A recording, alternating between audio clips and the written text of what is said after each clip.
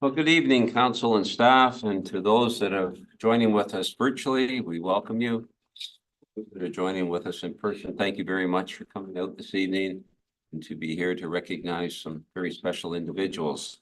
A couple things I should share with you before we begin in our emergency procedure. In case of emergency, there's a door to your right that we can go out, as well as the one that you came in. Council, I would ask you to exit through the back door. We will meet across the street at the ballpark in case of emergency. I would also share with you as well, when you're speaking this evening, the green dots in the ceiling, that's our microphone. Picks up everything. I just share that with you so you can speak loudly and speak clearly. This meeting will be streamed live and recorded for public viewing on the town's YouTube page. We acknowledge that this land on which we are gathered today is part of the ancestral land of the Chippewa, Ottawa, Potawatomi people, referred to collectively as the Anishinaabe. It is through the connection of the Anishinaabe, the spirit of the land, water, and air that we recognize their unique cultures, traditions, and values. Together as treaty people, we have a shared responsibility to act with respect for the environment that sustains all life, protecting the future for those generations to come. Council, I would advise you, if you have a pecuniary interest, to declare it at the appropriate time. It has often been said that the foundation of a community lies in the strength of its volunteers. In Plympton-Wyoming, we are so fortunate to have many community service participants who, regardless of the circumstances, are always there, willing to assist in any way that they can. Not only help those less fortunate, but to work together to make our community a better place to live. Tonight, we recognize 474 years of combined service to the community, members of the Wyoming Lions Club. Recognition thereof, I'll shortly invite each of them to join with myself and President Paul Aiken as we introduce them and share with council and our residents their milestone achievements. So, Mr. Aiken, if you could join with me in front of the podium here. No, because I'll let you.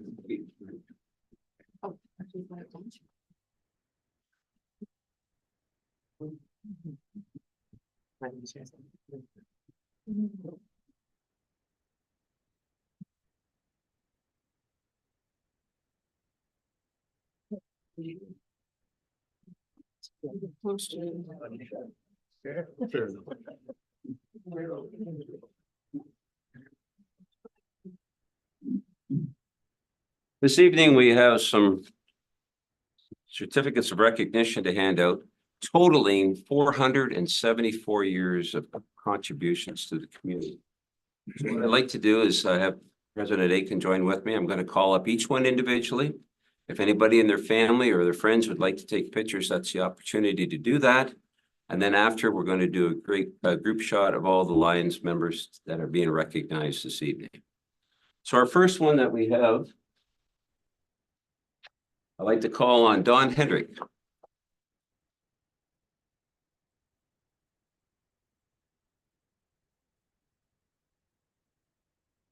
Don, congratulations on 59 years of service to our community.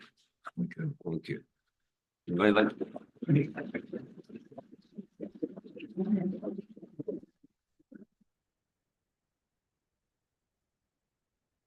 anything you'd like to say, Don, at this time? Or you... Join friends and the community. No, it's a full experience. Good. Congratulations. Congratulations, Don.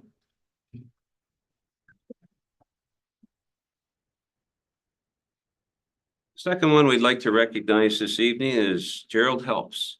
Gerald, congratulations on 56 years of service to the community. Lions Club.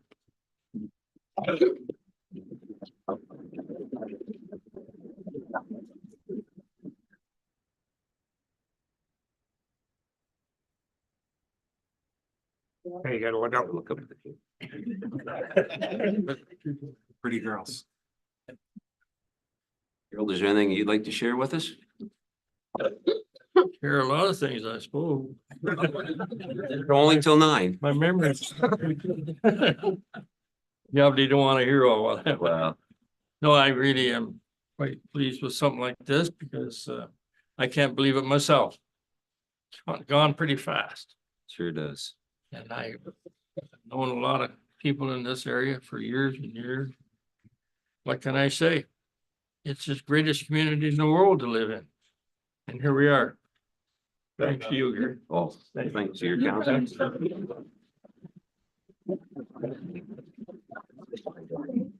Gerald, you forgot to say you started and joined when you were 6. Where'd you hear that? The next one I would like to recognize is Trevor Hall. Trevor, for your 55 years of service to your community.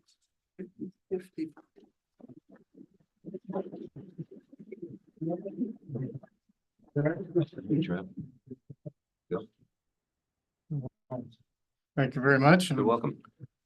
55 years, it seemed like yesterday. This club has been an outstanding club for all the time I've been there and for its inception. It's been a pleasure to work with them, volunteer, and it's just been a pleasure all the way around. Oh, thank you. Good, thank you.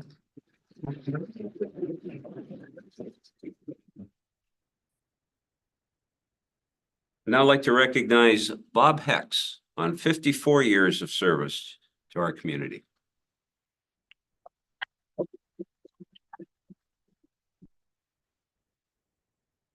Congratulations. Congratulations. Stand right in.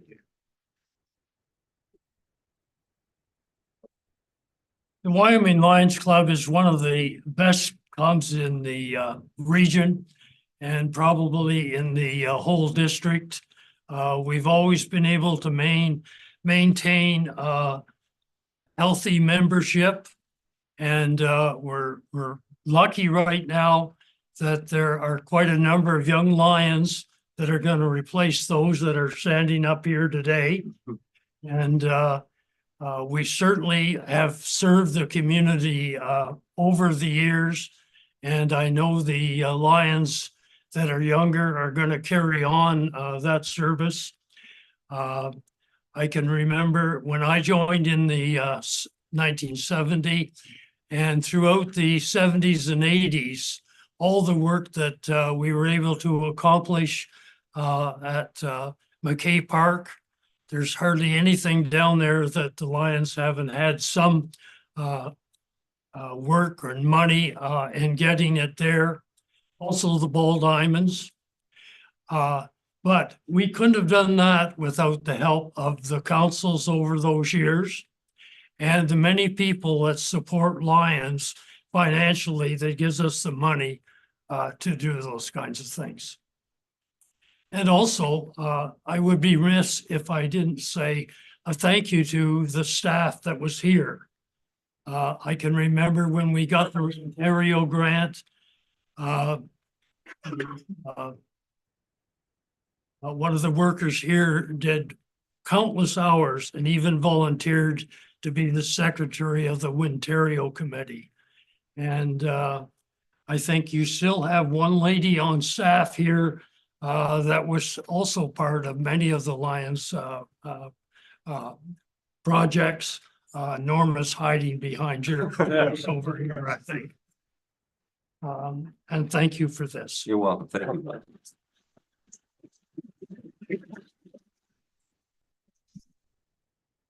Now I'd like to call on Murray Marsh for your 53 years of service to our community. Murray?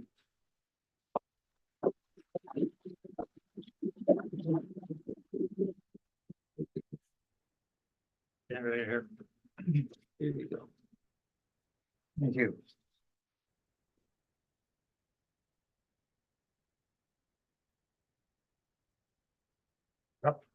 The only thing I've got to say is I'm kind of proud that I've got 3 generations of members that are family. Remember the lines, isn't that great? Yep.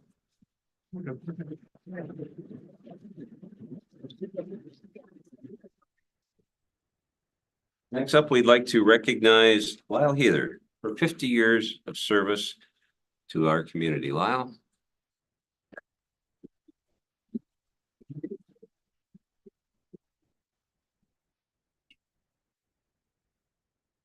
Congratulations, Lyle.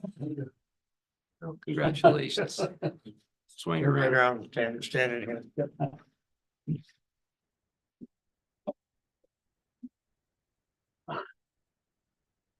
I'm not hearing Canito.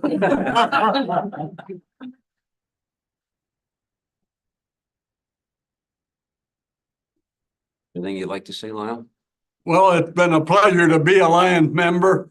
I worked with the Lions 2 or 3 years with my buddy Roger Williamson, who was a long-term member here and left us 15 years ago. But I've enjoyed being a Lions member, and the only reason I'm wearing the shield tonight, I had cataract surgery this yesterday morning.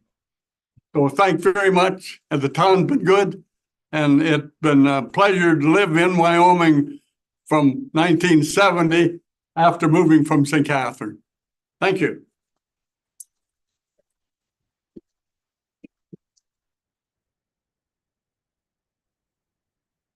Next, we'd like to recognize former member of our municipal council, Mr. Don Nelson, for 53 years of service.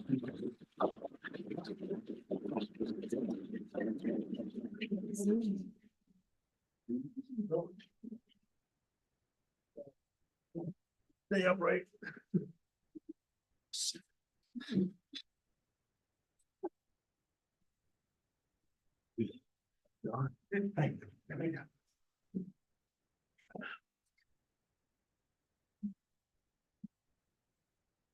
Congratulations, Don. Thank you, sir.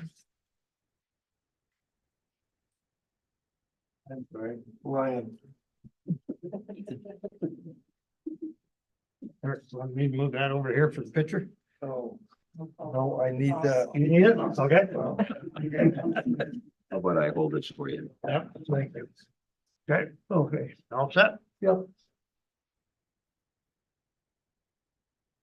Thank you, ladies. And I'd like to say something to the people that had the foresight in 1953 to start Lions in Wyoming, to give us all the chance of serving. And it's been a pleasure to serve. And it is the greatest community. Wyoming is the greatest community on the face of the earth. Thank you, Don. And thank you. You're welcome. Yep.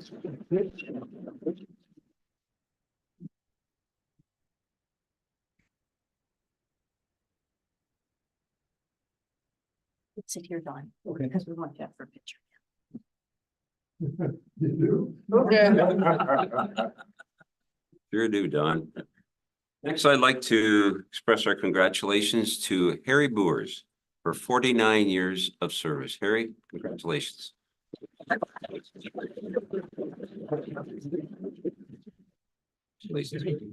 Good to see you. Right. Say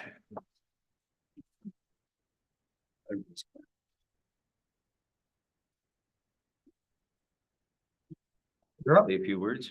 Well, And jokes. I've enjoyed every year. It's been like a ball, working with the Lions. And I intend to stick around for a few more years. I told my doctor I gotta stick around for at least another 37 and a half years. So, keep going. Good. Congratulations, Harry.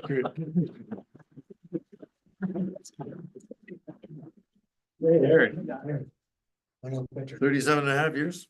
Good man. I'd like to also call up for congratulations, Mr. Jack Dupe on 49 years of service for our community. Jack.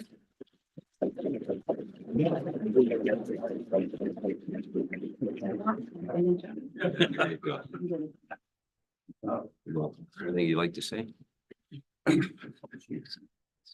It's hard to say a lot of things after all the good things were said by everybody else in here, but I've been real proud to have been a Lions, and I think Lions have made a real different man out of me over the last 50 years. Some guys will tell you that. And I've been in business here in Wyoming 50 years, and the town has been really good to me. So there's not really much more I can say other than thanks for everything.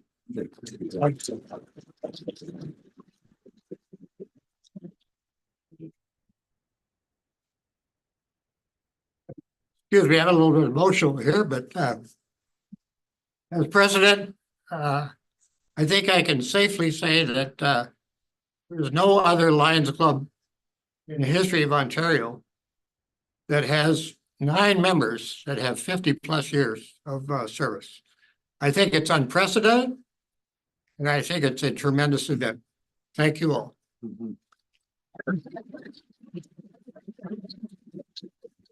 I want all the recipients to come over here. We're going to get a group shot, and then I'm going to ask council to come up and congratulate each and every one of you. So guys, if you want to come up here. You sure can, bud. When I was thanking people, also I'd like to give thanks to Carolyn DeShutter, who was a former employee that helped us, the Lions, over the years with many of or a lot of the paperwork that was required when we had to send it into the government. And I would be remiss. I could also mention whether this is a good thing or a bad thing. I taught one of your counselors and he's hiding in the back. You have to stand in the proper order. No, whatever order you feel like. Where do you want to go, Harry? Well, they're bringing in. We're gonna have to get more in this. Guys to They're gonna have to get together. Hey. Come on. Do you want a chair? Big do you want it?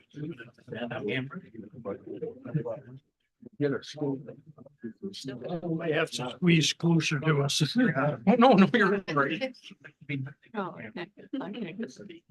back move in and stick it a little bit closer. Back a little. See how movie. Move over. And your head is ripped in. No, I've done them, yeah. Okay, You better have seen part of us anyway. everybody look up, Don. Look up, Don Nelson. Yeah, just a minute. Oh, he's gonna sit on that table soon. Is everyone ready? Are you sneaking in for one? So cute.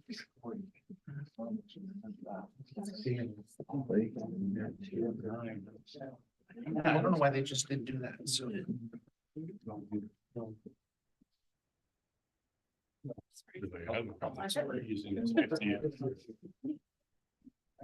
Council, if you'd like to come and congratulate our recipients.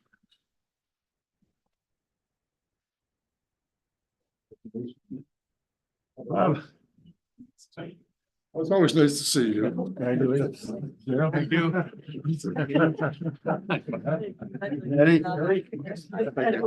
Man, Bob. Like that. Very I forgot.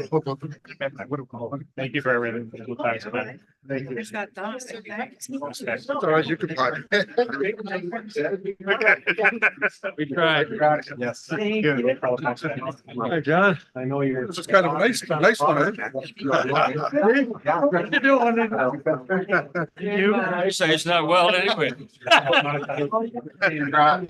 Where's the line, sure? I would have brought it. So, I didn't. How are you? You go ahead. Sophie, you want to go up there and shake their hands? Lions, if you'd like to come up and congratulate the recipients, That'd be great. Tell anybody.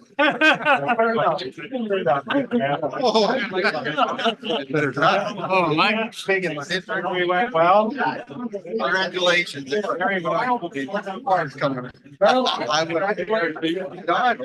Right. Bob.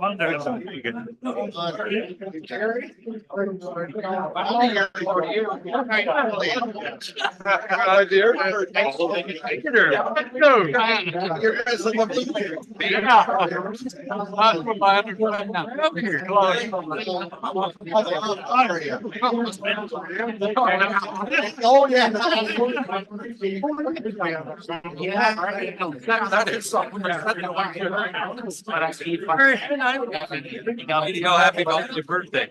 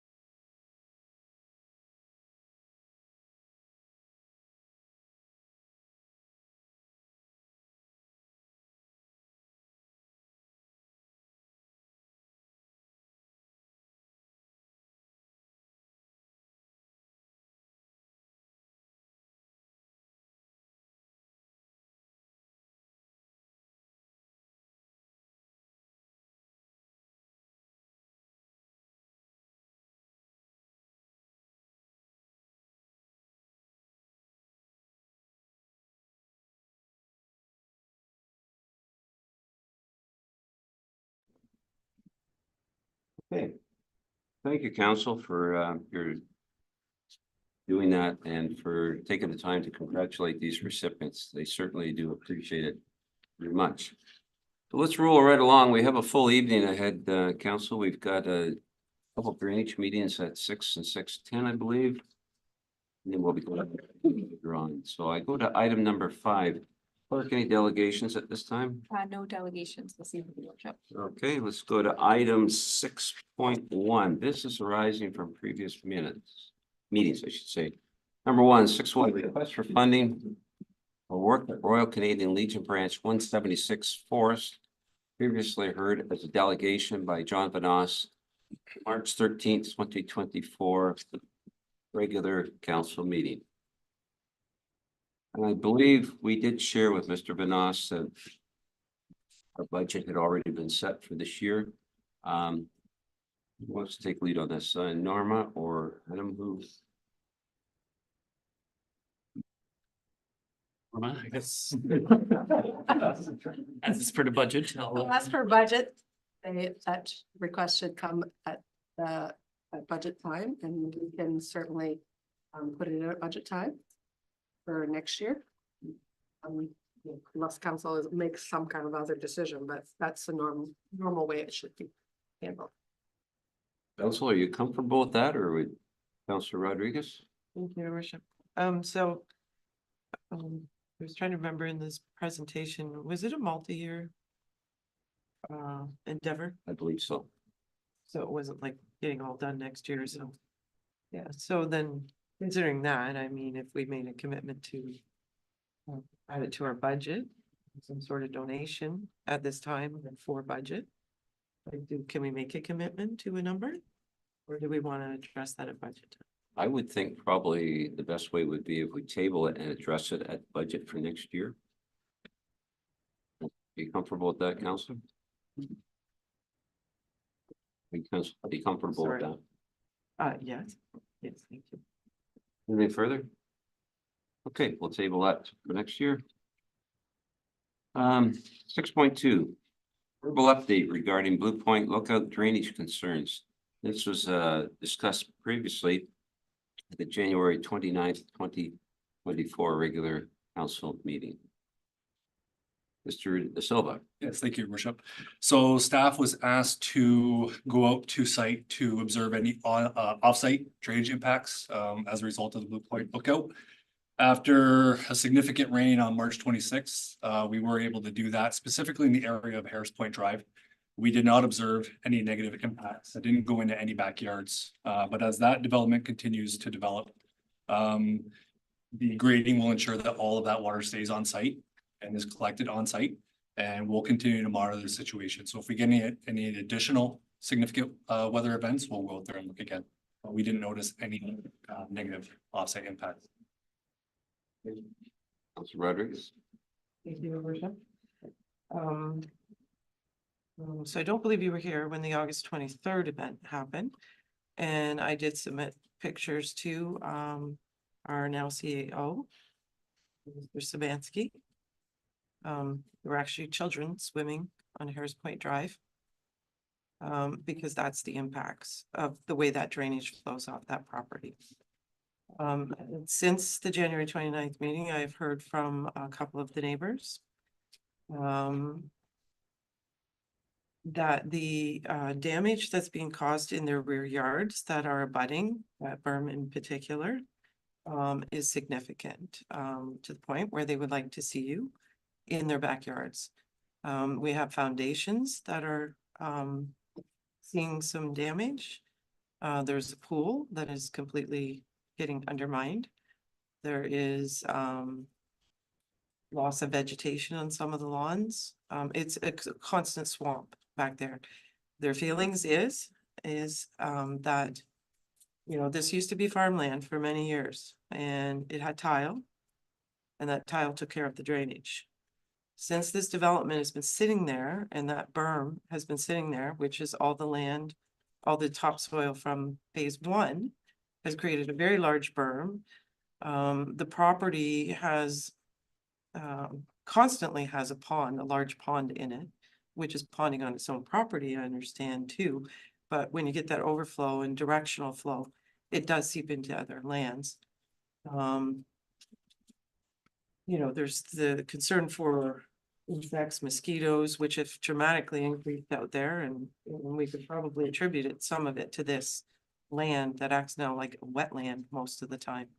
The tile drainage that was in use when it was being farmed, you know, you didn't see the problems that you are to this they are to this extreme. So I will provide pictures that they have provided to me and their addresses and contact information so that you can make arrangements to meet with them, because it is a significant problem. And a problem, I mean, this is sat there for 10 years with seemingly no interest in doing anything to those lands. So those people should not be suffering the consequences of this. Have a little bit of background information from my previous. I did visit a number of backyards many years ago when that development first started, and there seems to be a challenging point, and you even brought that up in your discussion. So, and I'll ask Elizabeth to back me up on this, as she is our local expert when it comes to municipal drainage and common law. Under common law, your next door neighbor does not have to accommodate your water. They have no legal right. You have no legal right to drain onto them. So if those properties were graded off in such a nature that they use the farm field for drainage, they don't have a right to continue to do so. If they were using the old farm tiles, unless they had a legal agreement to do so, they don't have the legal right to do so. A property owner actually does have the right to berm their own lands to prevent other water from entering onto their lands.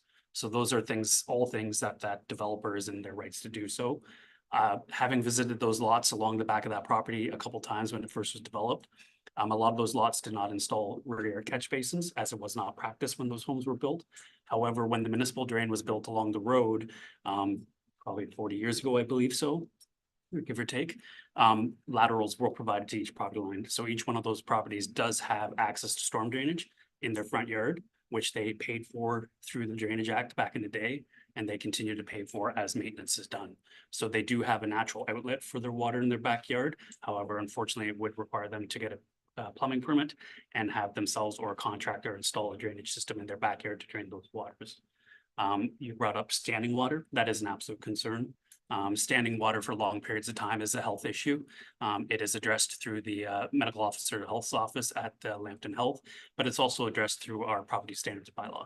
So if there is significant standing water for any length of period of time, I encourage the property owners to contact our bylaw enforcement officers through the portal on the County of Lambton's website.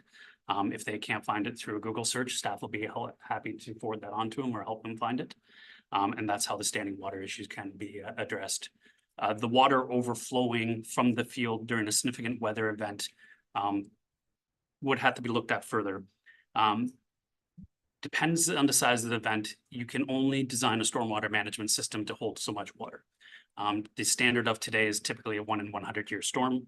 Unfortunately, that 1 in 100 year storm continues to be less and happens more often. So it is not uncommon in a weather event higher than that or close to that, that water would overflow many properties and into the streets, because the streets tend to be the lowest point. So we will definitely monitor that site as it's developed. We'll definitely ensure that the standing water is dealt with. If it is not, the Director of Public Works can work through the subdivision agreement to ensure they do. You can also work through bylaw enforcement to ensure they do, and we can even contact the medical officer help to help with that. So we can definitely address any significant standing water. The backyard drainage issues, I'd encourage the property owners to contact our Director of Public Works to make arrangements to determine where their services are located so they can install catch basins. And then going on to Harris Point Drive, we will definitely monitor it, because if it's notable amount of water that brings topsoil with it, it can plug our sewers. But it sounds like at this time it's happening during an extremely significant weather event and not during standard storm events. So we'll definitely continue to monitor and help the residents through their challenges. Yes, and I appreciate all that information, but it is quite clear that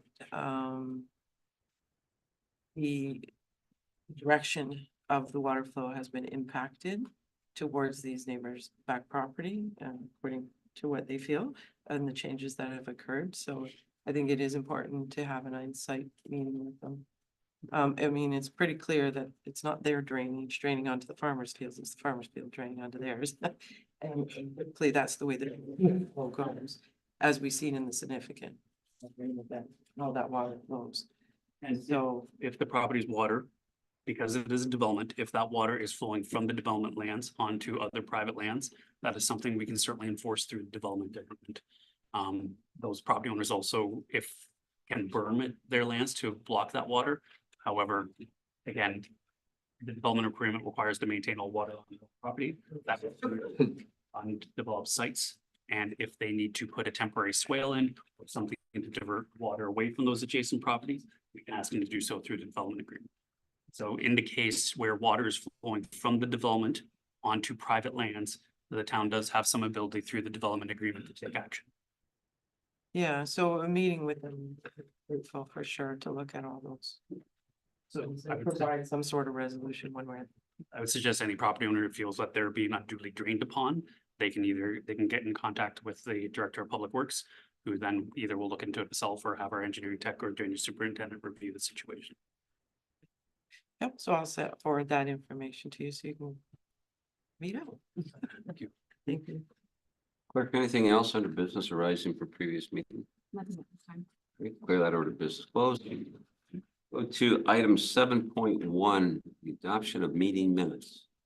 I have a motion by Deputy Mayor McEwen, seconded by Councillor Wolvett, that the minutes be adopted by council and those confidential minutes of the closed sessions of council remain confidential and restricted from public disclosure in accordance with the exemptions provided in the Municipal Freedom of Information and Protection of Privacy Act. That would be our planning council meeting minutes of March 25th, 2024. Our planning public meeting minutes, the approval of a draft plan of subdivision 38T-23001. Our planning closed council meeting minutes of March 25th, 2024. And our regular council meeting minutes and the regular closed council meeting minutes, both of March 27th, 2024. Council, you've had a chance to review them. Any questions? Call for the vote. All those in favor? Carried. Okay, let's go to item 7.2 on the agenda. Motion by Councillor Rodriguez, seconded by Councillor Vaizey, that the minutes be adopted by council. Those confidential minutes of the closed sessions remain confidential and restricted from public disclosure in accordance with the exemptions provided in the Municipal Freedom of Information and Protection of Privacy Act. That would be our environmental Service Committee meeting minutes of March the 7th, 2024. We have the chair here, Mr. Councillor Mogen. Is there any questions?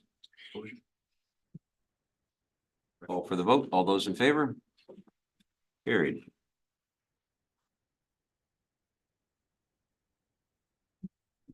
All right, let's go to item 7.3, councillors' reports.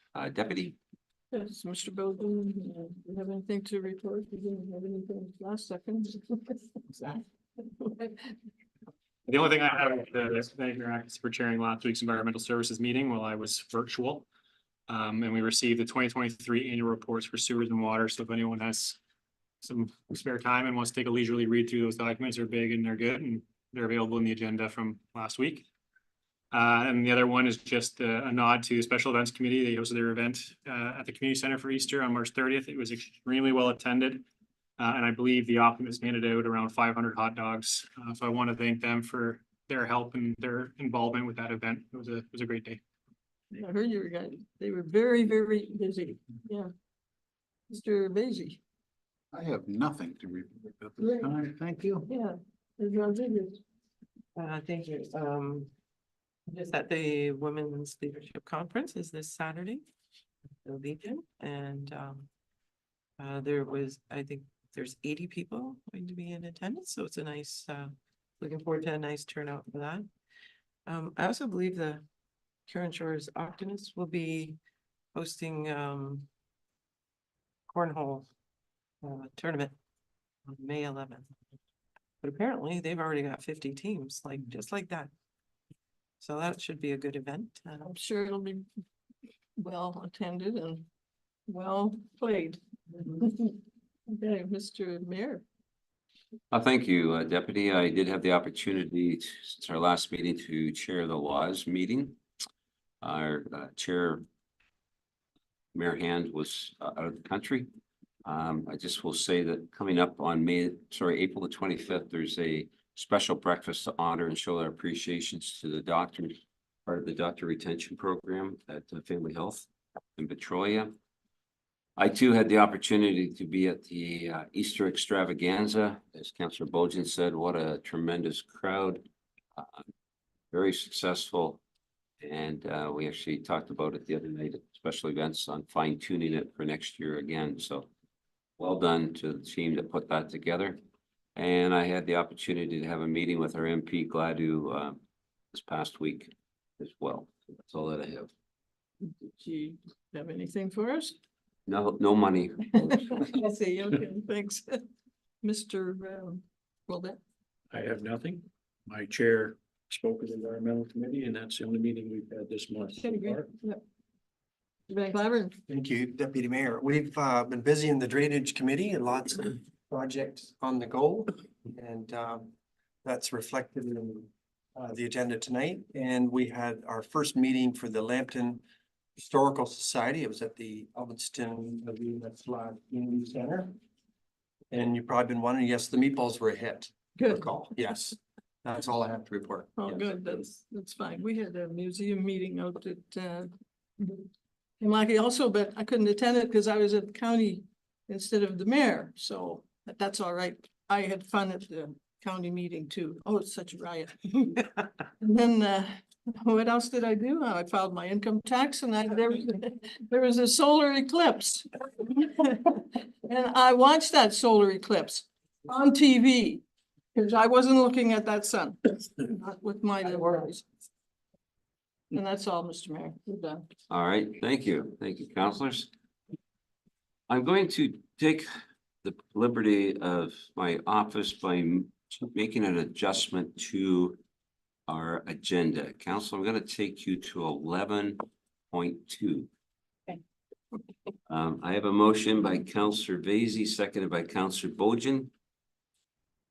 That correspondence suggests the following motion: that council waives the half-load restriction for 4 broad custom homes in relation to the building of a home on Lot 9 Shoreside Drive, and that staff work with 4 broad custom homes to determine an appropriate route through Plympton-Wyoming. Mr. De Silva, this is under your umbrella. Do you have anything to share with us on that one? I would, Your Worship. Thank you. I just want to say that typically the half-load restrictions are in place for the months of March and April and typically get lifted May 1st.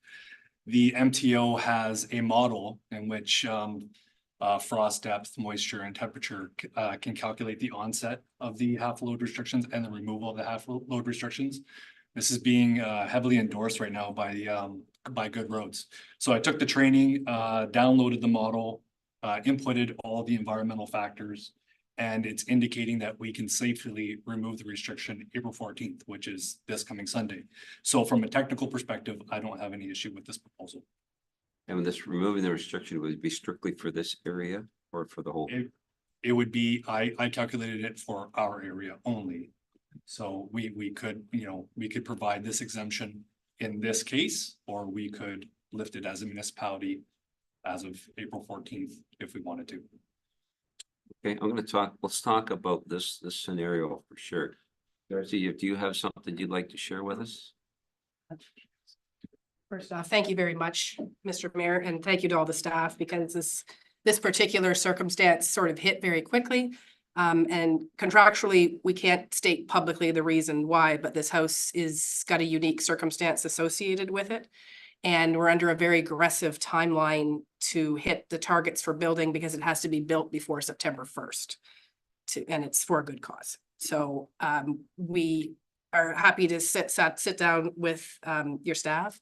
And whatever route is required, the concrete batch plant and the concrete contractor are more than willing to come to the table and will follow whatever guidelines that we impose on them from this meeting here. And we're just trying to, we have the option also of honoring the half load restriction, but it would quadruple the trucking cost by our calculations. And given the circumstances around the house, we'd like to avoid that also. So that's the background, and all the rest of our house starts have been pushed back in honor of half load restriction like we do every year. It's this particular address that has this unique designation with it that we're asking for the variance for. Okay. Council, any questions to my left? Well, my only comment would be if, in fact, your model says you can lift the restrictions, with the amount of building going on. There's no frost in the ground, I mean, unless we get a big freeze up. Well, you better knock on wood when. Another individual in another community raised this question to me here last Saturday about hauling fertilizer, and they're having to meet these half load restrictions, and that particular community hasn't been willing to lift them. But I think in what you just said, why not lift them? No frost. Thank you. Councillor Van Claveren. Nothing really to add. I agree with Councillor Wolvett. Okay, thank you, Deputy. No, Mr. De Silva's given us enough information. Thank you. Okay, Councillor Rodriguez. Thank you. Councillor Vaizey. No, Paul answered it. Thank you. Councillor Bojan. No concerns. All right, well, council, have you heard the motion? We'll call for the vote. All those in favor? Carried. Thank you very much, and thank you again to all the staff. You've been so enormously helpful. You're welcome. Thank you. Have a wonderful evening. Of course, Paul. Of course, we did take it. We could take it. So now that we've taken care of that scenario, are we all doing it for the whole municipality or just for that one? You know, we want to take care of that scenario. Are you comfortable, Mr. De Silva, if we drop the restriction for the whole municipality? As of April 14th, I would be comfortable, your worship, yes. Council, any questions? Councillor Rodriguez? Thank you, worship. I would be cautious on that, simply because it's not just frost, it's moisture, I believe, right? And we have had some tumultuous rain, and some parts of our jurisdiction might be different than others as far as road conditions and stuff, so I don't know, I'd be a little bit cautious. Councillor Van Claveren? Well, I can appreciate that for sure, that we need to be cautious.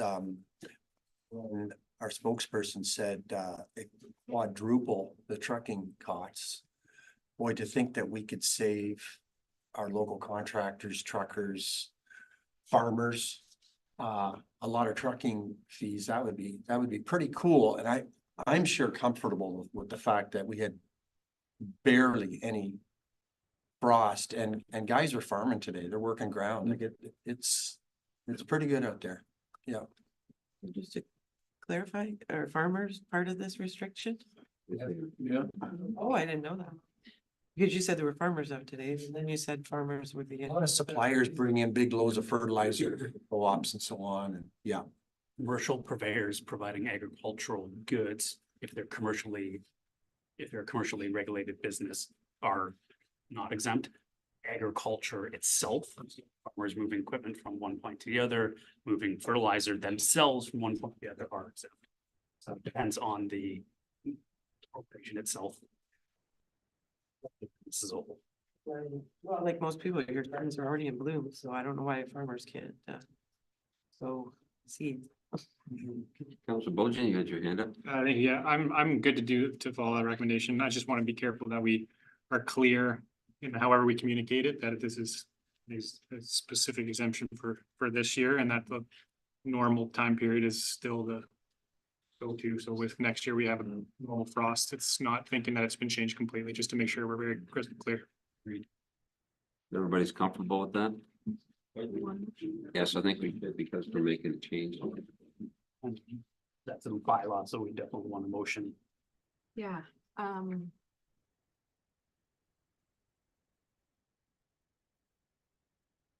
nice, they have the section of the bylaw, I'm just trying to figure out how to word it. Provision exemption from the half load provisions of the streets bylaw. from April 14th to May 1st.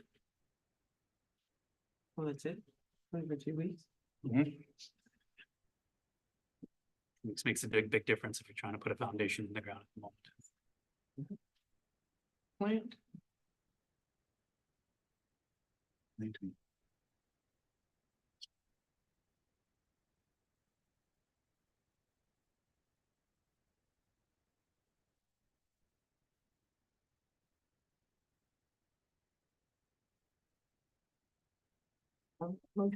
But then, because Paul said.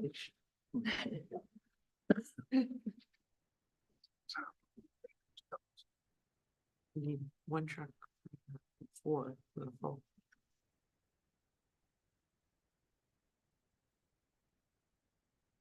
One truck per half, one per full.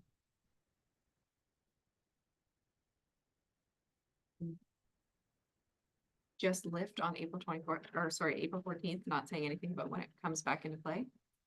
It's lifting it early. Yeah, you should say lifting the half load restrictions as of April 14th for the 2024 season.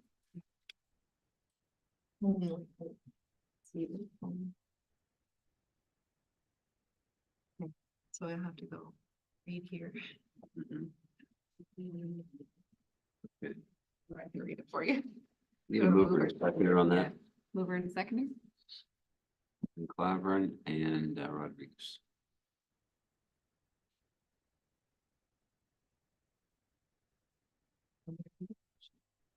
That council exempt the half, I would like to change that to lift, sorry. Lift the half load restriction as outlined in the town streets bylaw on April 14th, 2024 for the 2024 season only. Everybody's good with that? Okay, call for the vote. All those in favor? Great.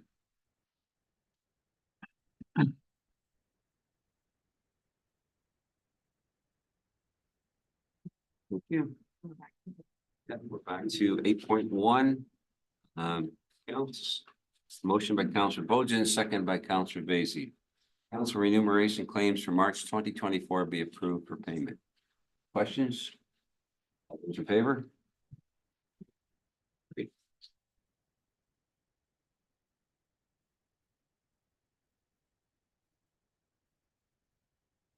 Councillor Van Claveren, do you have all your things ready for the drainage, or do we need to?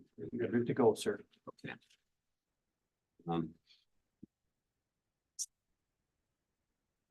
Let's go to 9.1, and then we'll take a break and go from there into the drainage meetings.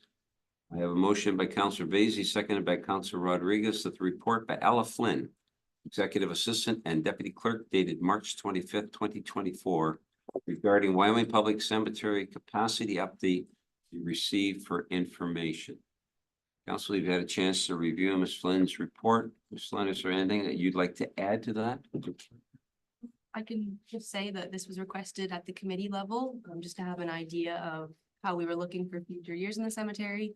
At this time, we do have sufficient capacity, so expansion, or adding more graves isn't necessary at this time. However, within the next 10 years, it's looking like we will need to add in one shape or another. So we'll continue to monitor, and we can update the committee and council over the years and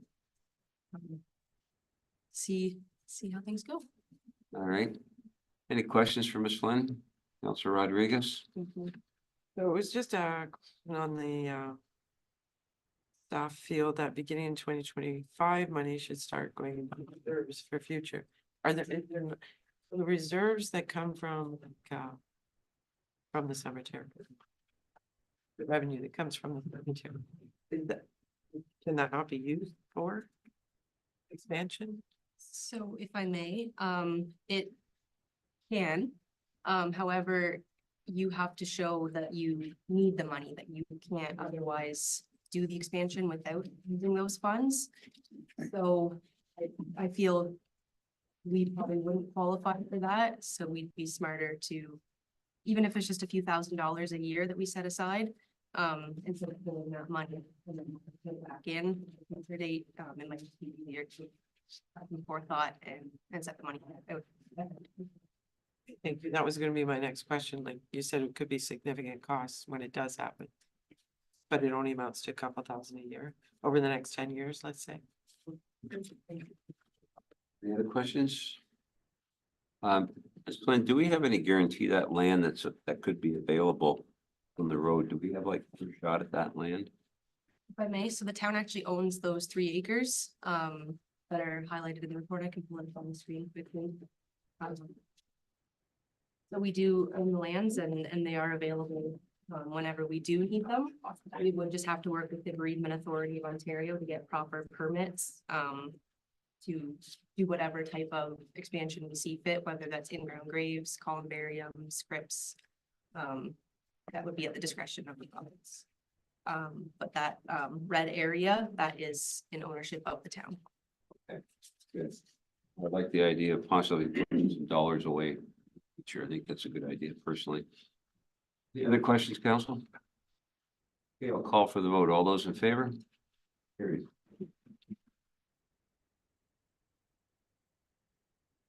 Okay, council, I'm going to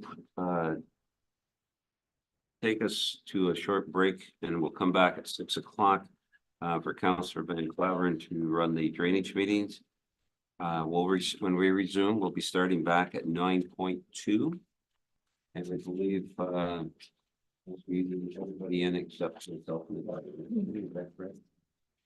We'll update there. Okay, Yeah. go right ahead. So I have pecuniary interest on the, right? And so, yeah, so a fine deputy is going to fill in and Wow, that is great. I couldn't stop her. Because she's all over it. It doesn't get any better than that. And I will be declaring a conflict on that second one at with the Norman Street and all those other ones too. That's actually at 6. Is that one first? Yes, that one's at 6, yeah. Boy, So when we come back from break, you wouldn't necessarily have to oh, be part of the second one.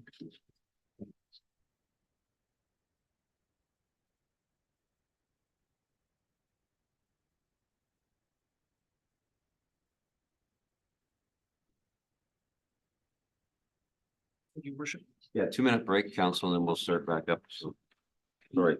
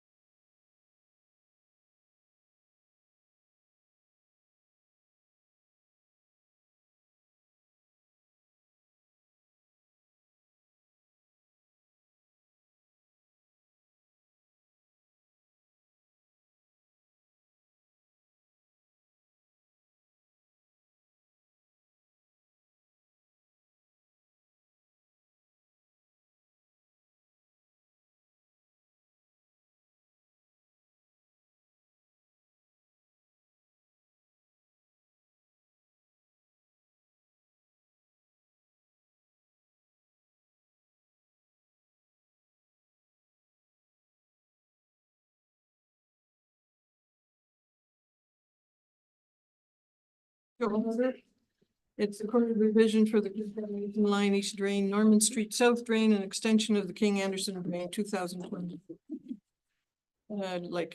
Are there any declarations of pecuniary interest? And there are that the mayor and Mr. Van Claveren have declared pecuniary interest, so without them. The purpose of the court of revision is to hear appeals from landowners regarding the schedule of assessment only, as set out in the engineer's report on February 14, 2024 for Confederation Line East Drain, Norman Street South Drain. Excuse me, Mr. Baudet, I'm not sure if you can hear me. I'm talking. As set out in the engineer's report. For Confederation Line East Drain, Norman Street South Drain, and extension of the King Anderson Drain 2024. It is not a construction meeting. The Court of Revision has no authority to change the engineer's report in any way. Schedule of assessment may be altered, but the total must remain the same. If one assessment is reduced and the other assessments must be increased to balance. The introduction of the members of the court and staff. All household members in front of them now. The clerk is not court check, it's Jessica Wilson. And see Adam Sabansky, Paul Silva, our Director of Public Works, and Ella Flynn, who's our little techie over there. Josh Warner, I remembered your name this time, present as our engineer, and Elizabeth Cummins, our drainage coordinator. The engineer, Mr. Warner, will now speak in regards to the assessment schedule. Thank you, through the chair. So I'll just go over briefly kind of the rationale for the assessments and then make myself available for any questions. So a benefit assessment of $2,400 was assessed to all the private properties abutting the drain on Confederation Line. This assessment includes the costs associated with the storm service connection from the landowner's lot line to the drain.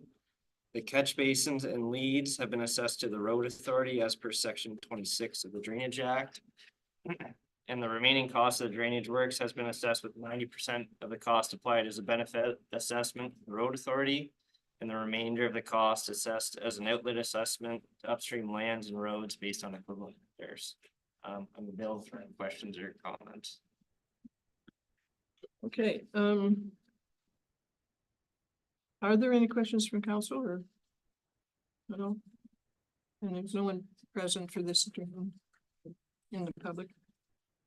Okay, so I would now ask the clerk if the town has received any written appeals. Schedule of assessment.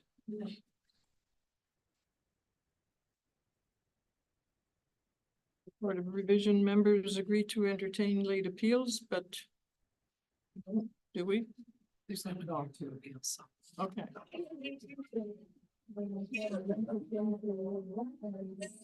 Sit around, dance to this, Randy, or? Yeah, no kidding. Okay, so I have a motion here by Mr. Rolvet, seconded by Mr. Vacy, that the court confirms the assessments on the Confederation Line East Drain, Norman Street South Drain, and extension of the King Anderson Drain 2024 is contained in the engineer's report dated February 14, 2024. 2024. Everybody all agree? Passed. Take that gavel and smack it.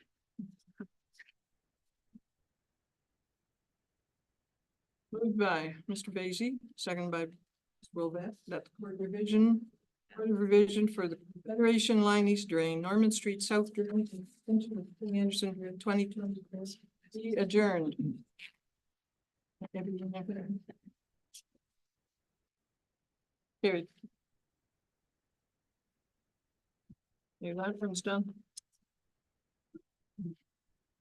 I'll call everybody in.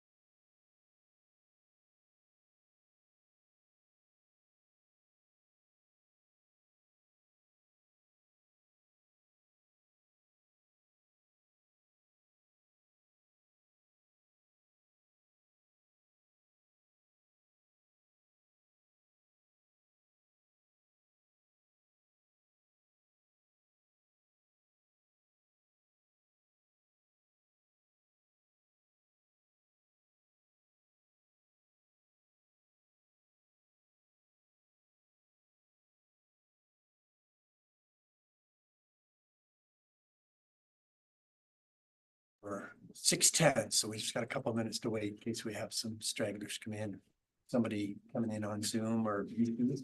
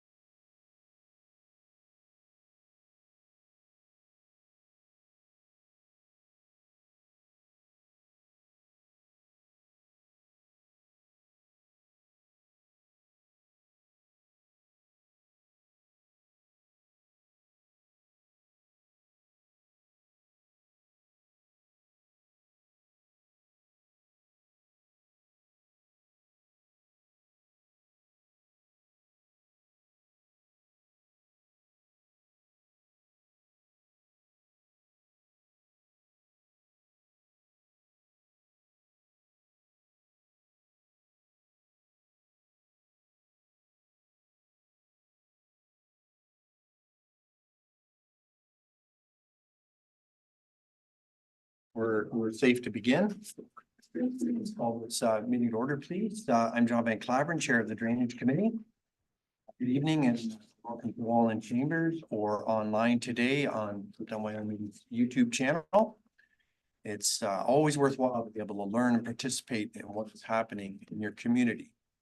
This, of course, is the reconsideration meeting for the Whiting Drain. This is to consider the recent report, which was amended by our engineer. I kindly ask, because of this formal meeting, that the rules of decorum would apply. Please set your phones on vibrate or turn off. There will be a time for questions. At that time, if you have a helpful comment or questions, you are to raise your hands, please. Once it's addressed, state your name and address for the record. And please refrain from speaking out during side conversations. The mayor has mentioned the green lights on the ceiling. They're very sensitive. That's our microphone, so it picks up on most conversation. There will be a time for those that have asked to speak to be given the floor to do so. You're encouraged to quickly and simply articulate your goals. You will be given a firm 10 minutes to do so.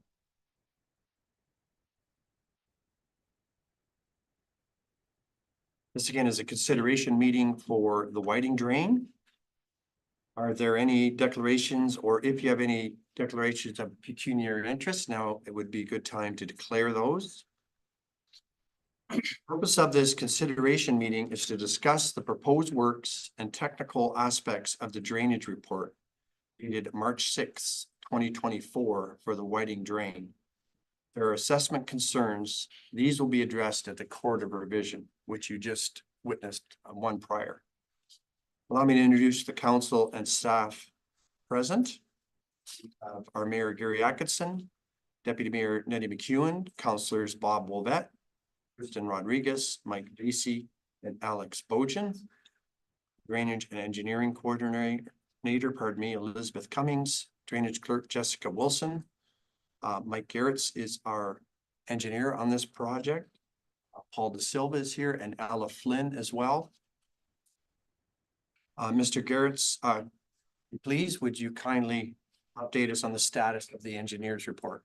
Right, through the chair and to council. I don't know if we have a plan available to put up or.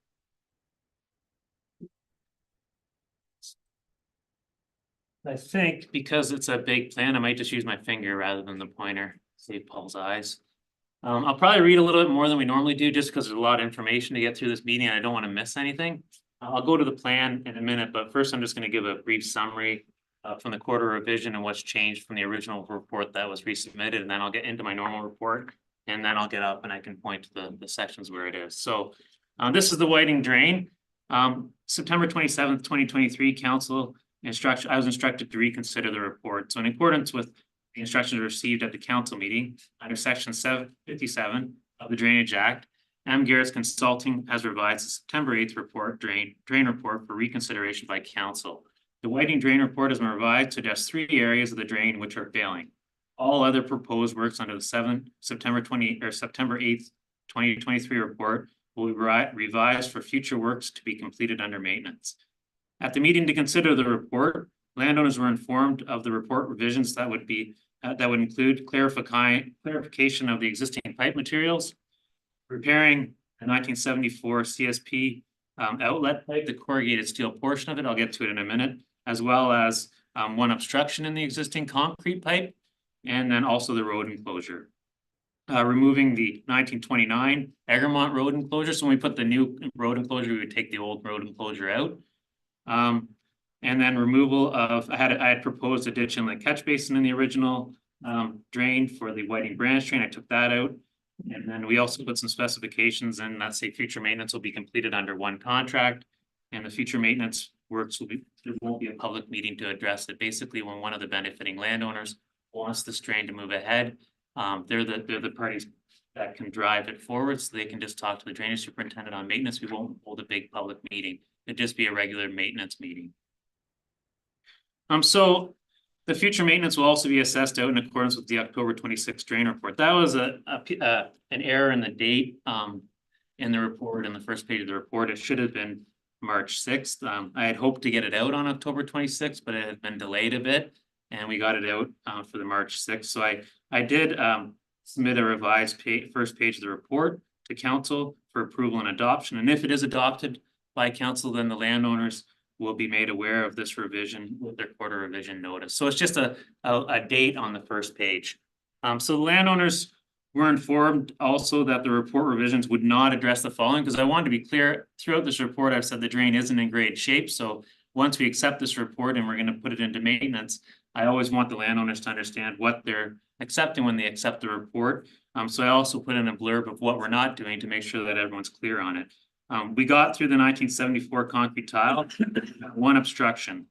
Beyond that initial obstruction, which is about 3 pipe lengths in, we don't know the condition of the pipe. So I can't really comment on how good it is. We're going to make the repair, and then we're going to leave the rest of the pipe. If it's plugged, time will tell how much it's restricted. But the intention of this wasn't to go and replace the whole pipe. It was to only fix the one spot repair. The failing 1960 coupler immediately upstream of the steel casing at the lake won't be repaired either. The landowners have agreed to leave it as is. Future maintenance as permitting. Due to the location of the drain, the future maintenance will require permits from the DFO, Department of Fisheries, and St. Clair Regional Conservation Authority to ensure the design meets the permit requirements at that time for maintenance. I have permits for this, for the original one. I also have permits for this, but of course, if things change on the lake, then we have to get new permits. And prior to completing the meeting, the drainage superintendent would review the site conditions to make sure there hasn't been any drastic changes in the outlet. I don't think there will be, but we are on the lake. So if there was a significant change to the outlet, then the report that we're adopting today, although it says future, would have to be looked at and revisited if it's no longer relevant. So this report was prepared under Section 78 of the Drainage Act.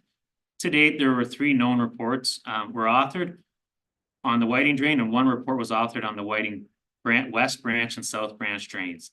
Detailed descriptions of each are located in the engineer's report. The original drain was installed in 1925 or 1929, and it conveyed water from the Egremont Road allowance to a ravine. So it conveyed water. This is the new one, about I think 10 feet over. There's a steel casing that goes from 2 catch basins and then into a steel pipe.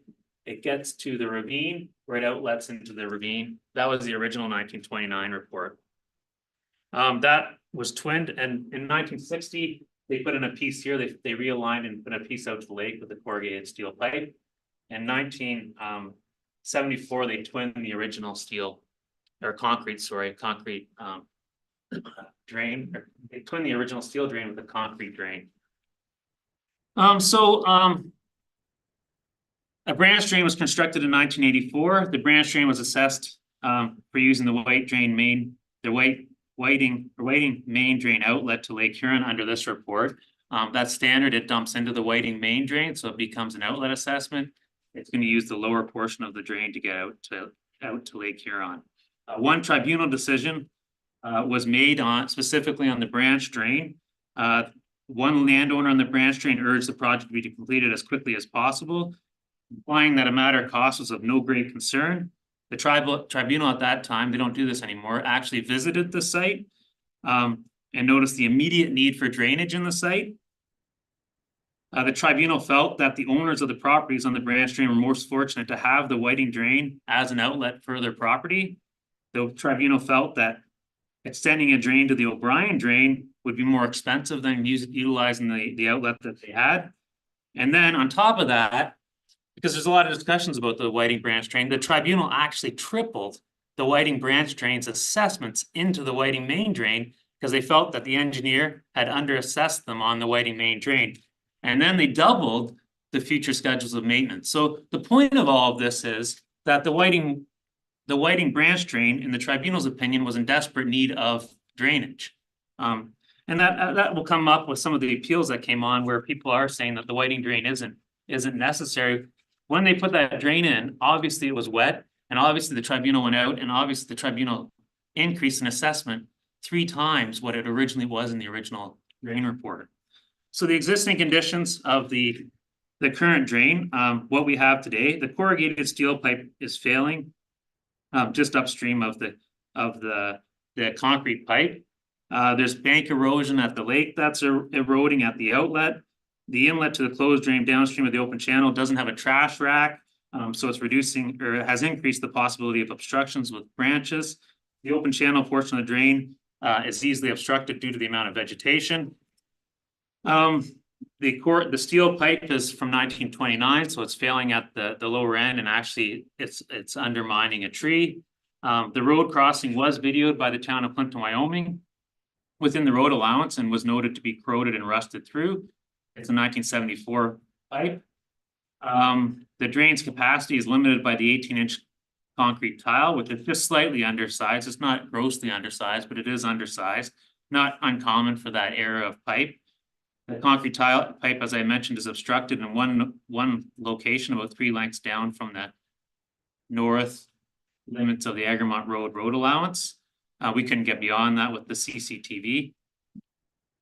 And the open channel, the outlet of the concrete pipe is a corrugated steel pipe. It's just a piece they slide on over the old drain. So you have an 18-inch concrete drain that goes through the bush into the ravine, and at the end they slide a corrugated steel piece over the end of the pipe, and that's your outlet pipe. So the concrete pipe is still probably fine because it's concrete, but the corrugated pipe is all rusted through, and now the water's undermining it and going out. The steel casing to the lake that the owner installed privately, that the drain is that repaired privately outside of the act, the size of that isn't affecting the capacity of the drain, and it wouldn't affect the future capacity of the drain. I did a calculation on it to ensure that it's not like we wouldn't incorporate a casing if it didn't meet the requirements that we needed for conveyance flows. We did just say, sorry, that's like everything else in drainage, you have to take it out. But at the time, the Zersmees put in a very large pipe to the lake. I'm not sure why, but they did, and because of that, it can handle the flows.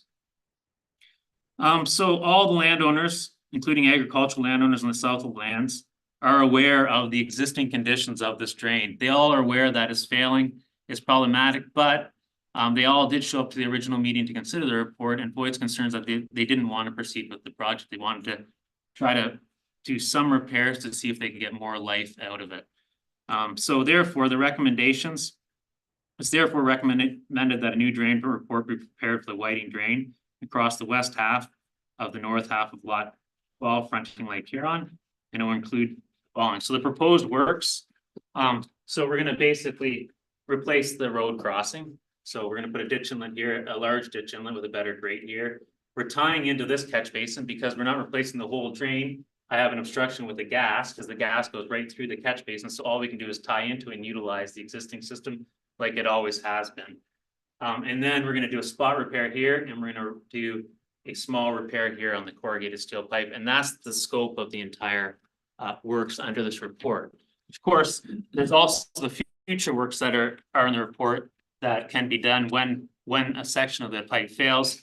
And that includes taking a plastic pipe, replacing this catch basin, putting a plastic pipe in, bringing it to the ravine, dropping it under the ravine to the bottom, leaving the ravine open there, dropping it below the ravine, putting another catch basin there, and then directionally boring into the lake and physically connecting to the exit. We'll cut the casing that goes out to the lake. We would cut it, we put a flange on it, and we bolt the HDPE pipe to the outlet pipe. So it's not, technically, it's not that hard of a design.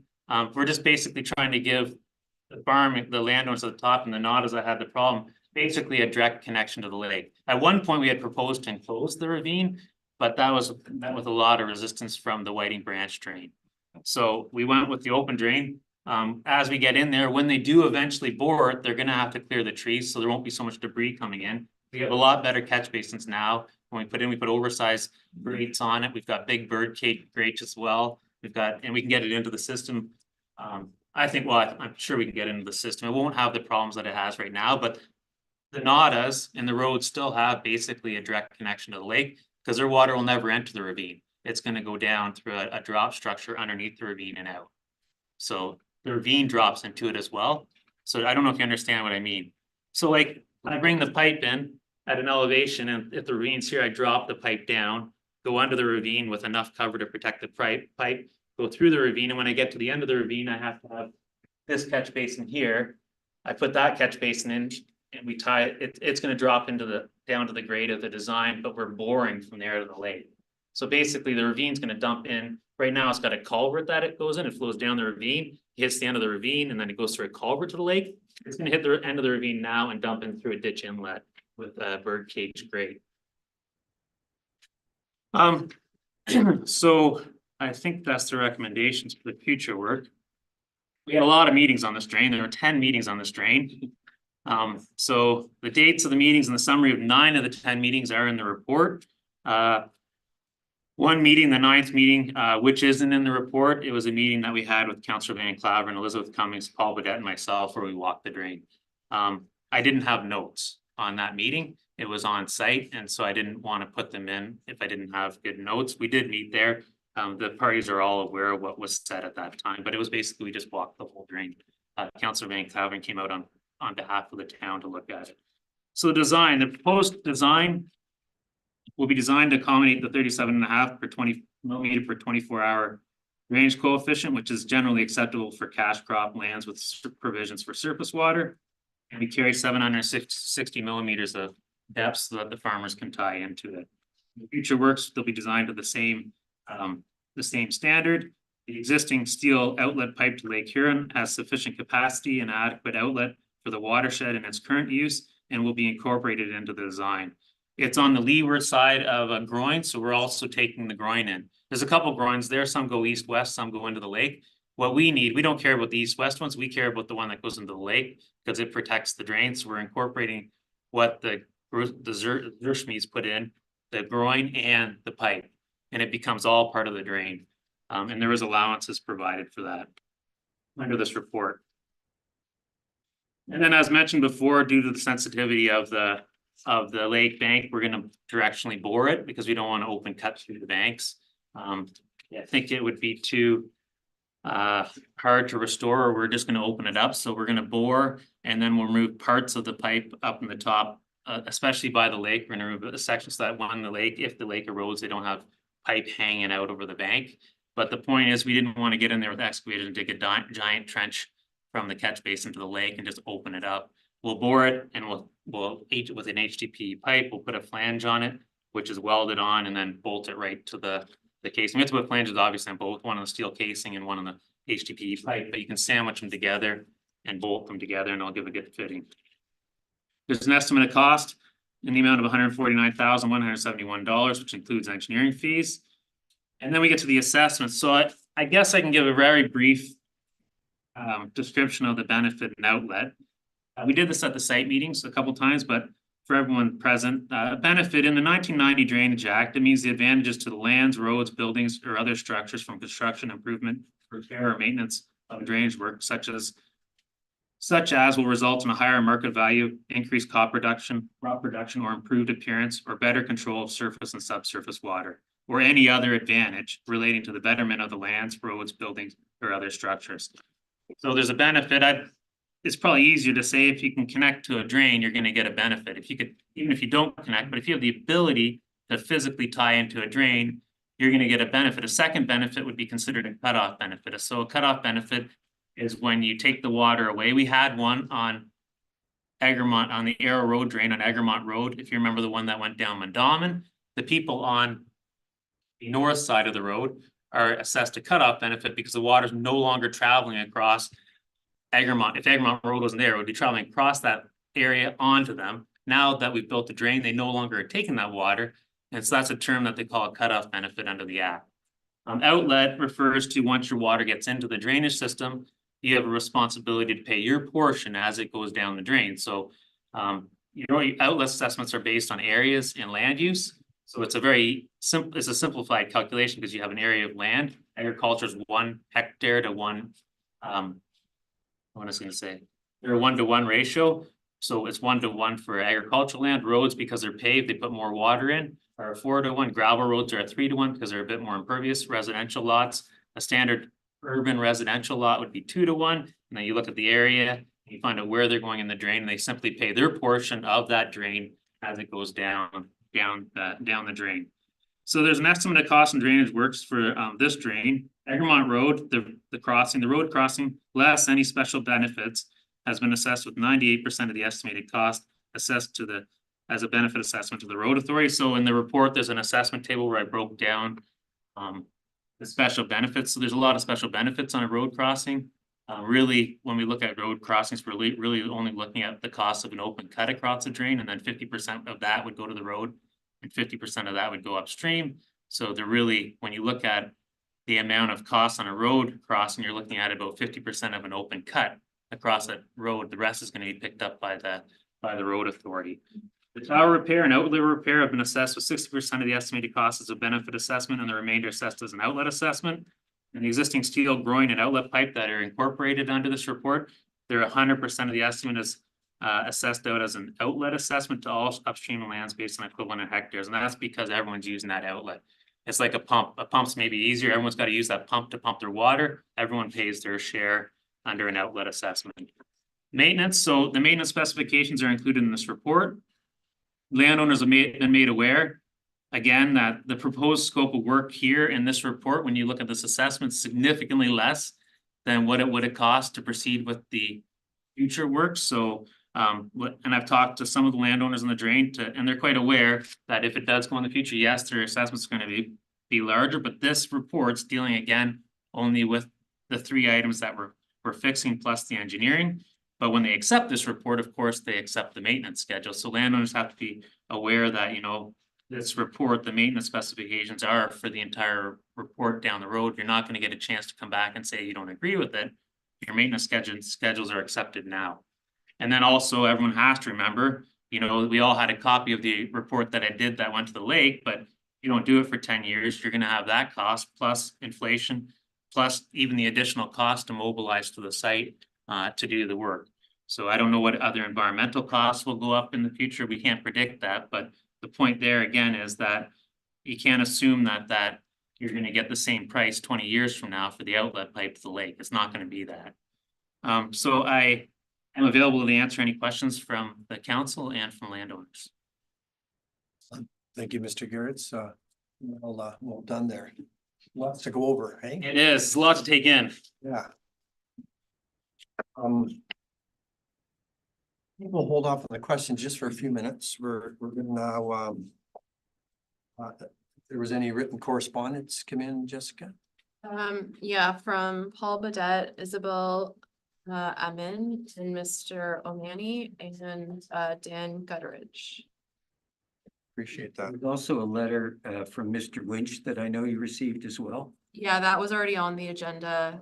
These are ones that came after the agenda was. Sorry to interrupt. No, not at all, not at all.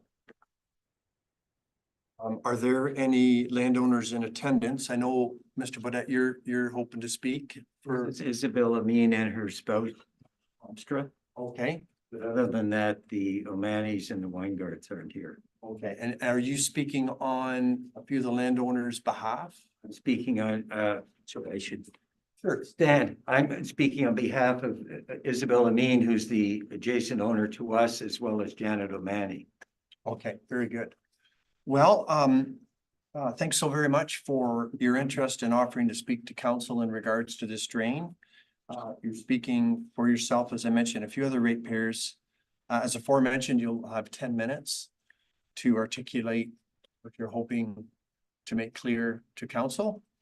And I encourage you in that respect, if you could really lay us what the results that would be most favorable to you are, what you hope to achieve.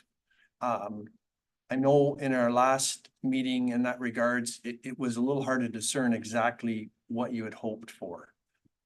So even if it's just for me, and maybe others on council could say the same, there's a lot here. But even in reading that, I couldn't for sure determine exactly what was you were hoping to achieve. But so please, you have 10 minutes, sir.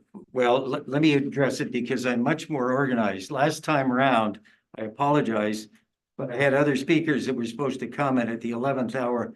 They disappeared from the scene for reasons that were valid. But anyway, this time, let me go through it, and we hope to be a little more cohesive and very good. I'll be monitoring the clock, friend. Okay. So thank you, first of all, for giving me an opportunity to speak to you. I'd like to start with the word benefit. Section 1 of the Drainage Act defines the word benefit. I shall read from the highlighted portions of the act so that it makes sense for you. Under the definitions, it states, in this act, benefit means the advantages to any lands such as will result in a higher market value. The act states in order for there to be an assessment, there must be benefit. This is set out in section 22, which says lands that are increased in value as a result of a drainage work may be assessed for benefit. So it's putting the emphasis on increase in value.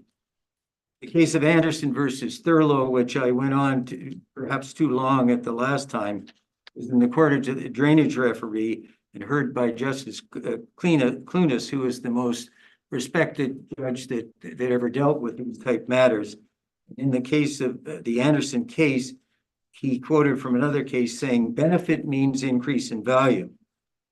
The general principles which govern the assessment of lands for the construction or repair of drainage works seem to require that some special benefit from such drainage works must accrue to the particular lands proposed to be assessed for the cost of such construction or repair, not some probable general benefit which may be equally applicable to adjoining and non-assessable lands in the locality, lands which have a natural drainage of their own, which are some distance from and are neither immediately benefited by nor artificially connected with the drainage works are not. There's not enough time for me to outline all of the discussions with Mr. Garrett as to whether we, that being my wife and I, initially received any benefit from the Whiting drain. But Mr. Garrett did attend and determine elevations for our property. Ultimately, when I demonstrated to Mr. Garrett how it was that any surface water we had flowed naturally to the lake, he ultimately, but reluctantly conceded that we had no benefit. And then he took the position as the lateral. You can't say that. You said that more than one I time. did not. You did. I surveyed your land. Anyway, okay, he said that, that's what I'm saying, and he said it more than once to me. But anyway, what he said is that although we didn't get any benefit because there was a potential benefit because the lateral drain went across there, that we should accordingly be assessed. That is not a correct position at law. Irrespective of what the law says, in our case and all our three neighbors, all of the properties on the lateral drain were constructed 40 or more years ago. None of us is connected to the lateral drain. We all have our own private drains. And after all this length of time, it should be obvious that we're not going to connect up to the drain.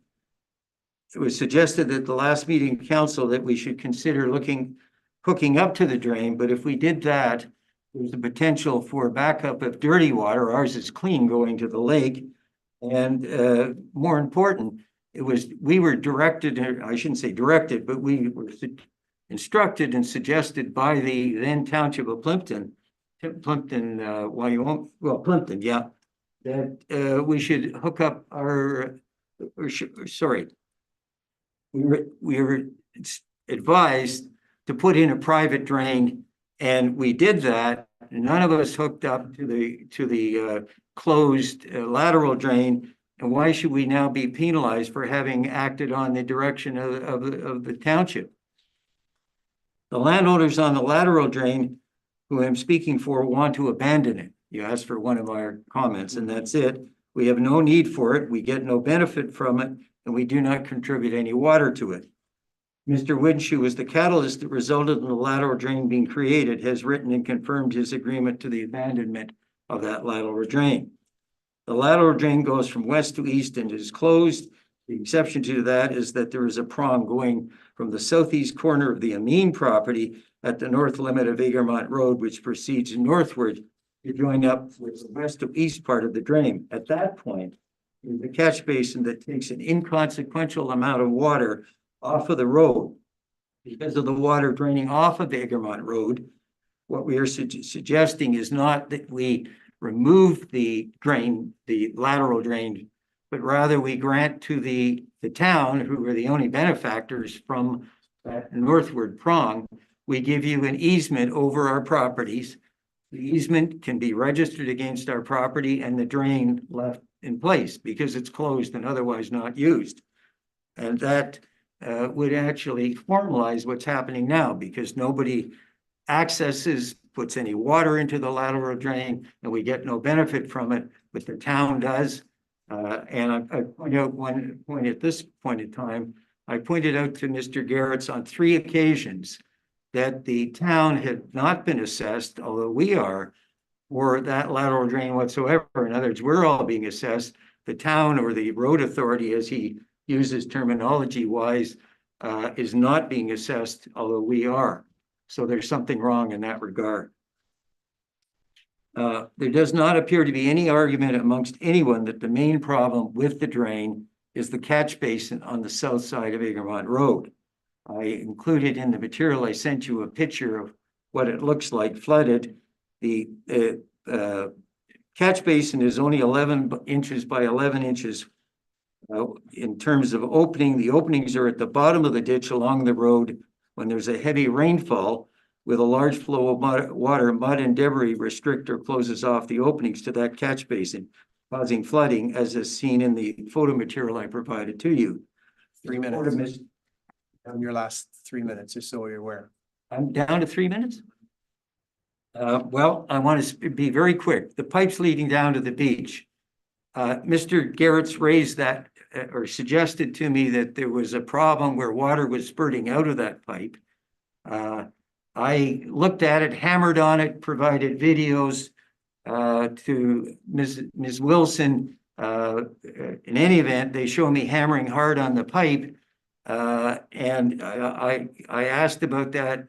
He told me about the leak. I spoke then later to Ron Nada, and Mr. Nada had suggested to Mr. Garrett's that the problem with the pipe leading down to the beach was that there was a problem out in the lake where the lake water was backing up. And I subsequently spoke to Mr. Nada. He explained that I'm sorry, Mr. Garrett's had brushed him off and said, we always do it that way. There's nothing wrong with the pipe out into the lake. It goes right out into the water. When Nada spoke to me, he explained how he went out into the lake on a day when the wind was rolling on the lake. The opening to the pipe out in the lake was closed, or all but closed, causing back pressure, which is what was causing the leak in the pipe. The point is, there's 2 pipes that join together coming over this bank. The weld has been a problem, or the joint, I should say, has been a problem since the time it was installed many, many years ago. The problem is out in the lake. It is not what he's saying with anything being wrong with the pipe. The pipe can be left as is. Would that be another goal, is to leave that pipe alone? It is. Now, 3 minutes, yeah. I want to be careful to say, quite a few of the things that Mr. Garrett said today do not appear to have gone into his March 6th report. Some of the things he said as well, which should have gone in there, I wasn't aware of it in particular. I was aware that the town had scoped the pipe. I was told there was an obstruction. They weren't sure what it was, and they weren't sure if it really was a breach. It was a conclusion of Mr. Nada and myself both that the problem was that the mud and debris that gets in there that's shown in the picture was backing up in that pipe, and that was the problem. If it's different, then I would agree that that pipe needs to be replaced. I would suggest another scope. Not to catch up, but in the last minute, if you could really make it clear what goal is yours. Well, first of all, What's really important to you. first of all, we don't get any benefit, we shouldn't be assessed. If there's any suggestion that potential benefit, which is what Mr. Garrett is suggesting is the reason being assessed, that's simply not consistent with the act. There's nothing in the act. I've looked for case laws to say that. We also say that, look, this really has nothing to do with us, yet we're being assessed. We would like to see it abandoned. I would also point out, and that's my last point, I suppose, that there are provisions, as you would be aware, because you hear enough of these, that allow for future maintenance to be incorporated into a report. But this isn't incorporating future maintenance. This is major improvement type work that is to be done at some point in the future. The costing is not known at this point. The work that'll have to be done is not known, and the conditions on the ground are not known. If nothing else as well, this should be severed, and if there's further work to be done in the future, it should come back before council. Major improvement work as opposed to maintenance work, which is what he's talking about, is not entitled to be classed as maintenance. As you know, the act specifies the difference between maintenance and improvements. This stuff is improvements. Thank you for your patience. Thank you very much for your statement. Maybe just before you go, and to save a few questions later, you were referring to two drains, Whiting drain and the branch drain. Your statement, is that correct? Just to be clear, that you'd like to abandon the branch drain? Yeah, what we call the lateral drain is the one that goes across our 4 property. Fair enough. Just so there isn't any confusion, what I was also saying is, although that is totally closed, there is another prong that goes from Egremont Road. It proceeds northward and then joins up with that lateral drain. We're saying leave it all in place, the lateral, both parts of that lateral drain, but abandon it, just give the town an easement, because that's what you in effect have now. We don't use it, it's only the town that uses it. Okay, thank you Just to very much. clarify that one comment, if in fact that catch basin was connected to the branch drain, it's been the town of Plympton-Wyoming practice that we do not do drainage across private lands through private easements. We use the Drainage Act. So if we were to want to utilize that drain to outlet the Egremont Road ditch, we would proceed through the Drainage Act, not through negotiation of private easement. Well, but what I'm simply saying is there's 2 ways of abandoning it. The one is to go in with a bulldozer or whatever it is and take it out of the ground. That would be needless work and cost. The other is to leave everything exactly the way it is and either not assess us at all, which is what we're saying in any event, or to better the town's position, we would grant a legal registered easement and you abandon that drain. Thank you. I'm gonna let our engineer, Mr. Garrett, rebut this or speak to some of those comments and. Yeah, so to clarify, the Whiting branch drain is assessed an outlet assessment for the property. So on this drain, they don't have a benefit assessment. They only have an outlet assessment. They definitely have a benefit assessment on the 1984 report, the report that they agreed to as a landowner. And you have to remember in 1984, they put that report out. Each lot had a connection. They have connected at that time, they connected septic beds, which act like giant infiltration trenches. The tribunal visited the site, said it was an immediate need of drainage, increased the assessments to the landowners. Now that everything's working, all of a sudden they don't need it. They don't see the value in it anymore. However, 3 of the 4 landowners are still there. They were there when it was wet. So I guess the 1984 report has it. They went out there, they know it's wet. That's part of the branch drain, but this is really about the Whiting main drain. These people are assessing the Whiting main drain for the water that comes through. And Mr. Baudet will say that I said that, but I went out to Mr. Baudet's property because he asked me to go out. I surveyed it.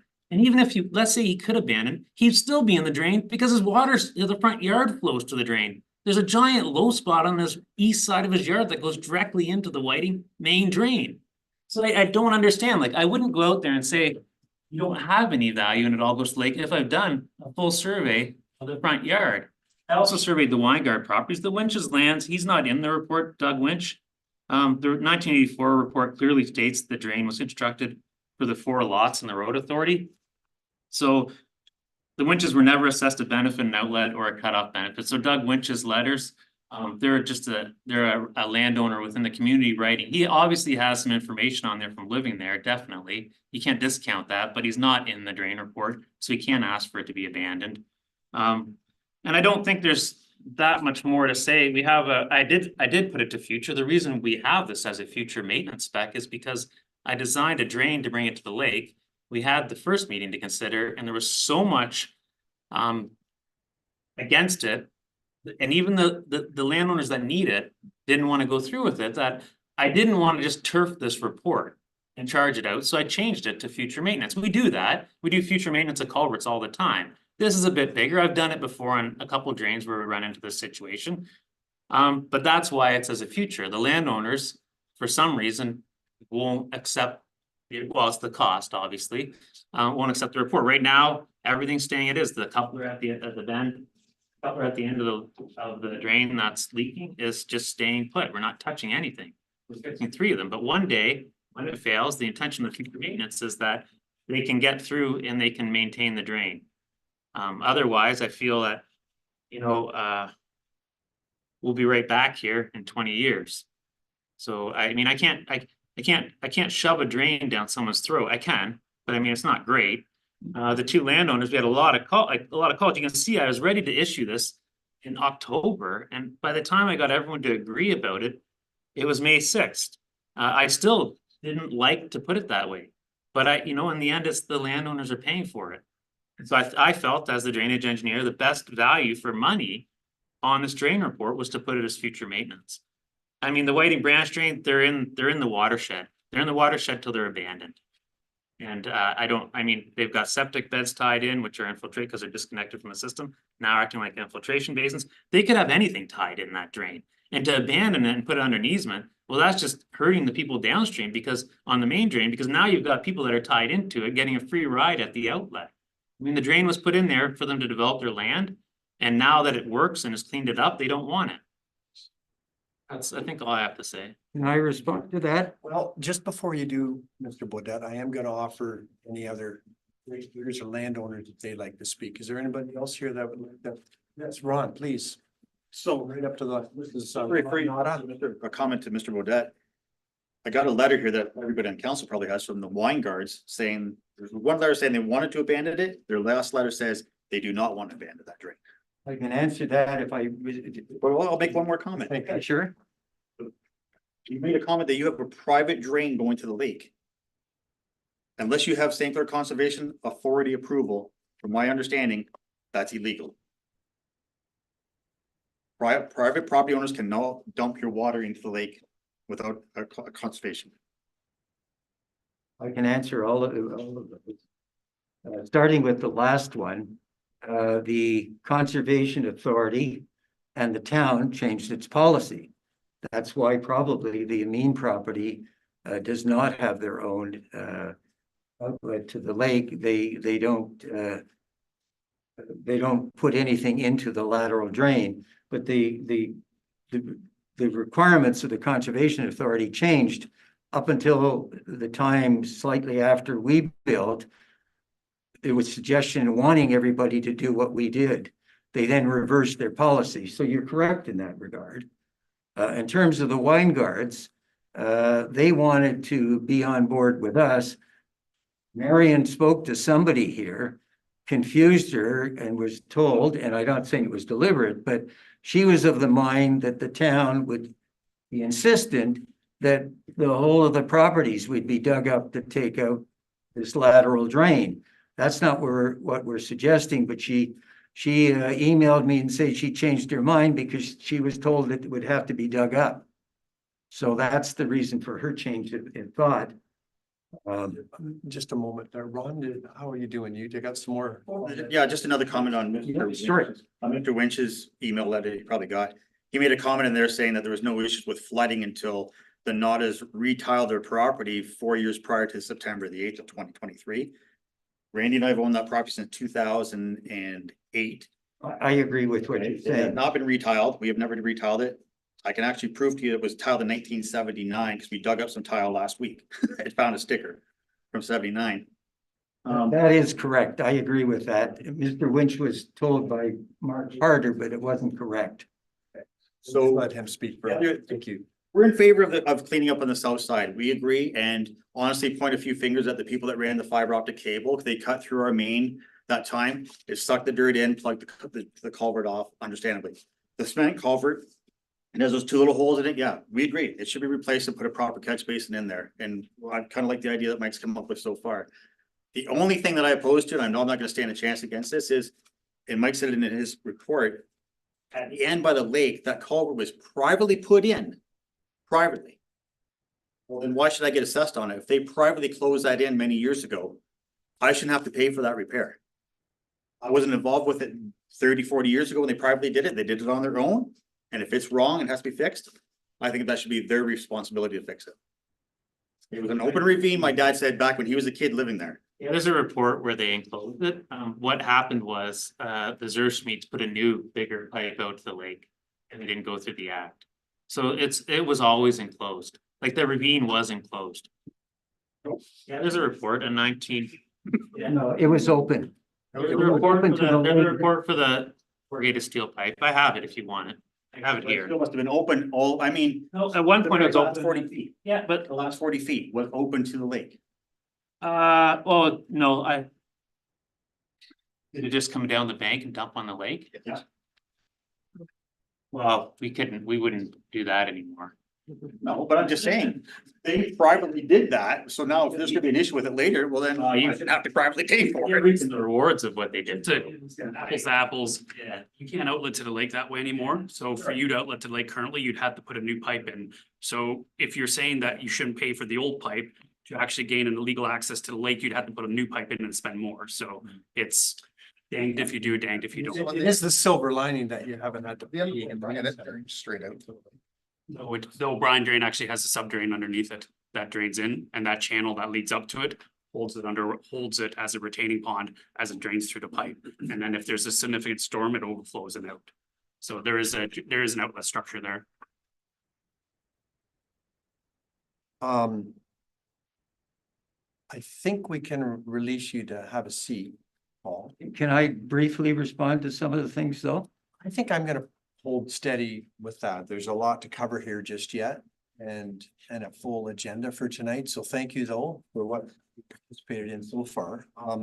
I am gonna turn the floor to Elizabeth. She's prepared a real cool, informative and brief slideshow on what it means and how to abandon drain. Hello. So yes, knowing that we had some questions about abandonment, some of the correspondence that had come in, we prepared just a short information PowerPoint for council so that they could understand any repairs. So if you want to move forward, Ella. So there's two ways that a municipality can, or a municipal drain can be abandoned under the Drainage Act. First being landowners may request the abandonment, or second being council may initiate the abandonment. If you go with the option one, where landowners request the abandonment, 3/4 of the owners assess for benefit on a drain, which also must own 75% of the land assessed for benefit on the drain, must send in a request. And we do have request forms for that. Council then must send notice of its intention to abandon the drain to all owners assessed on the drain. After that, the owners on the drain have 10 days to send notice to the clerk requesting that an engineer's report be made on the proposed abandonment, if they so choose. And if a landowner requests an engineer report, then council must appoint that, and that's legislated in the act. And then all proceedings for that report on the abandonment should be the same as much as possible for a construction report or a 78 report. The other way that a drain can become abandoned is that council can initiate the abandonment, and generally council would do that on the recommendation of the drainage superintendent generally. And the notification process is basically the same as one. So just a point on this one, the Whiting branch drain services private lands and Egremont Road. And I think that's been brought up already. The idea of an easement has been placed. So the road authority, if abandoned, the road authority would need to find a new outlet via a private roadside ditch or a new petition for a municipal drain. And the road authority is not in favor of abandoning their legal outlet. And I think Mr. Sabansky spoke to that a certain amount. Abandonment of the Whiting branch drain would ensure that the town has no further obligation to maintain the branch drain. However, landowners on the branch drain are still responsible for outlet charges on the Whiting drain. Just because you abandon the actual drain that goes across your property, you're still responsible for your water that you contribute to the Whiting drain. So if we can go forward on that, I think there was a little bit. So we would have to get an engineer's report to ascertain the exact watershed. Michael has already done that. Mr. Garrett's has done that for Mr. Baudette's land. He's already gone out and done a survey. He would have to do that for the rest of the lands to see how much water actually goes there and to formulate the outlet charges for the lands. And then for the actual branch drain, you wouldn't just allow it to stay. You would basically cut it off so that, because you can't have your cake and eat it too. Either you're going to pay for it or you're not, and you're not going to be allowed to use it. That doesn't mean we would have to go and rip it up in everybody's yard. No one has ever suggested that, but you wouldn't be allowed to keep it and take it off. You could abandon it. And like I say, we wouldn't be responsible for any work on that branch drain, but the charges, the water still is moving to the main drain. So the charges still would remain. And as Michael has pointed out, they're not benefit charges for this portion. They are outlet charges only. So the owners of the branch drain would also be responsible for all costs associated with formulating how much water actually goes there via surveys. In this case, again, we have the roads who are not in favor of it. We also, as it was mentioned just before this presentation, we also have Ms. Weingard, who, yes, she met with us earlier in the week, and she was not in favor after listening and understanding the ramifications of abandoning. So she has withdrawn her name on that. So you have a landowner at the very top end that doesn't want to abandon. You have somebody in the middle who does. So it would not be an easy process. And that's just the process. And council, I'm not sure that we sent this out to you, but we can definitely send this to you for your information. That's just the process to abandon a drain. Thank you, Elizabeth. I find that very helpful. At this time, we can ask our council if there's any questions or comments. Bob? Well, I think questions or comments? Yeah, it is quite confusing because when you go back to when the drain was originally put in there back in 1984, we looked at the tribunal and it talks about Mr. Boudreau, a solicitor and one of the new homeowners in the residential subdivision, was the subject of the new branch, urged that the project proceed as quickly as possible. The matter of cost was not of great concern. who's interested in preserving a friendly neighbor. The tribunal visited the site, and I think Mike already mentioned this, was impressed with the need for immediate drainage. The tribunal also observed that the owners of the property to be served were most fortunate to have the facility of the Whiting Drain. You know, and then, so then now it kind of competes with what the homeowners are saying now that they don't want it. So it kind of confuses the situation whether you wanted it or you didn't want it. So it must have been all these years, it must have been doing some good. Now, If I have no idea, excuse me, I have no idea who's tied into it and who's not tied into it. I guess you'd have to dig things up to find out. I don't know. We know that with certain. Because, well, one person's saying they do, the others are saying they don't.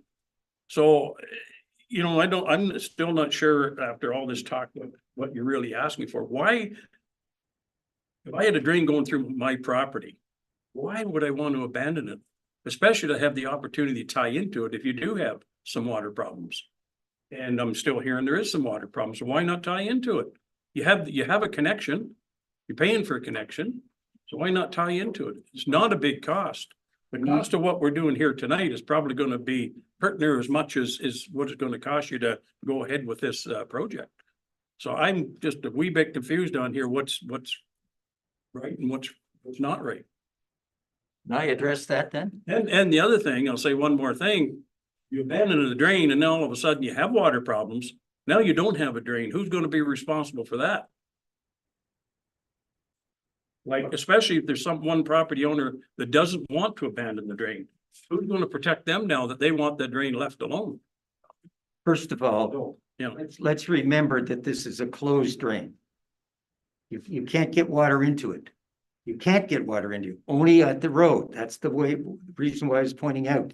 The only spot is at the southeast corner of the Amin property where the water coming off the road is caught by a catch basin.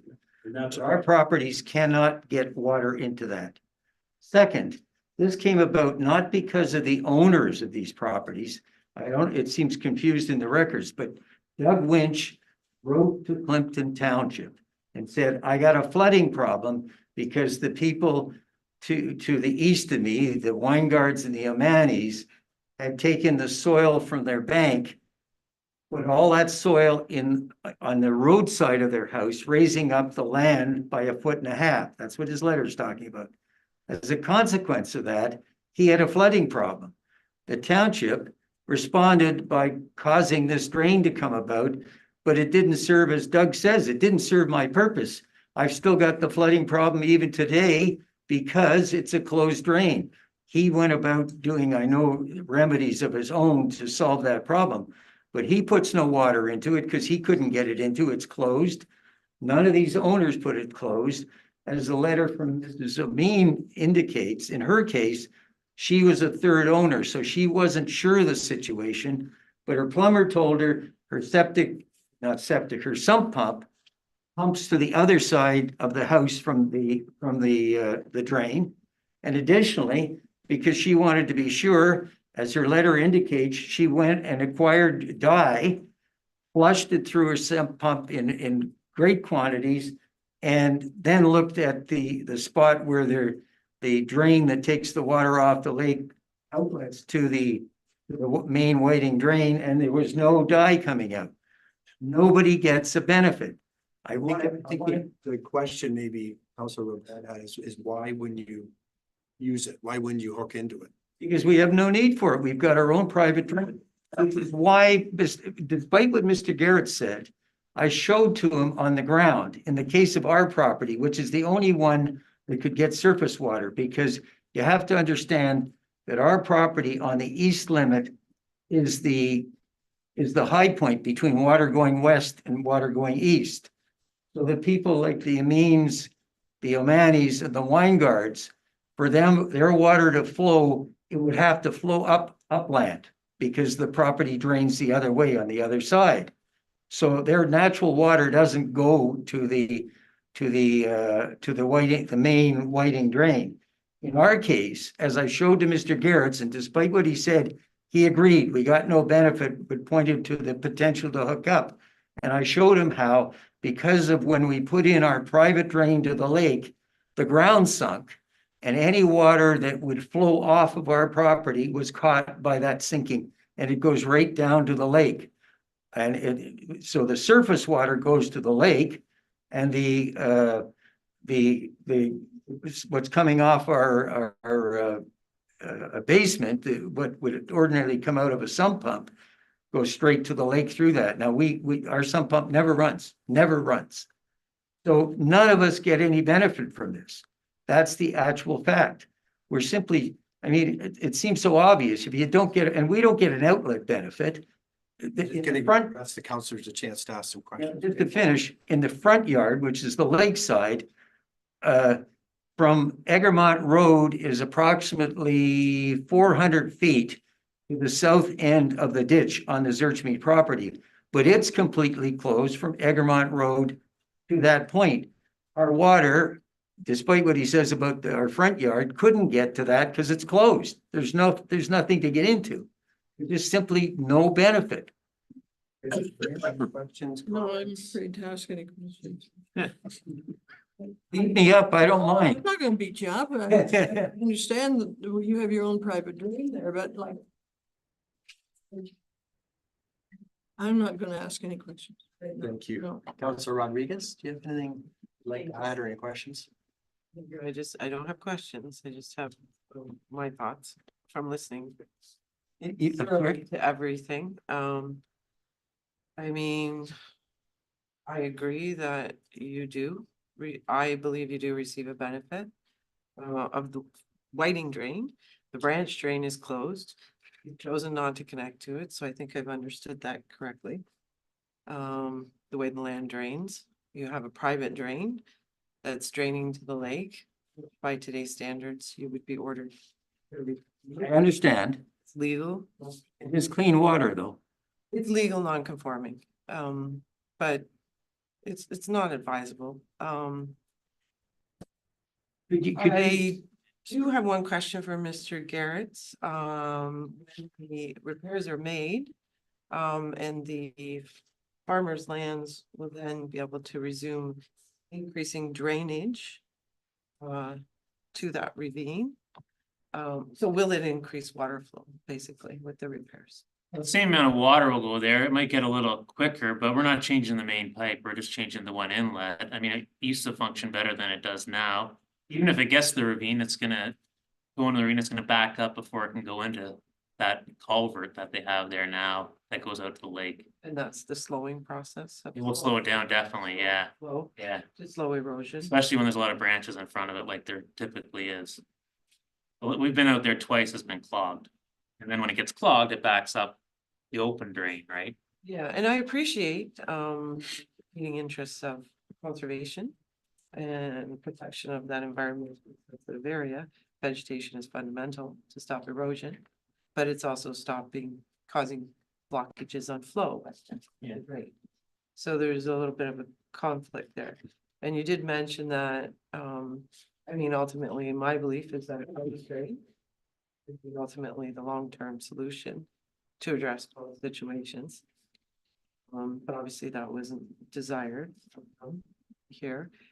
And the only thing I do not agree with is the replacement, the major cost replacement down the road without readdressing it. And because as you stated yourself, those costs could significantly increase down 20 years down the road.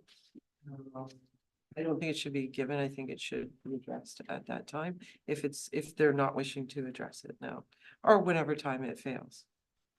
I think that process should start and those costs will be increased, but I think it creates a fair process. And those are my thoughts. Thank you.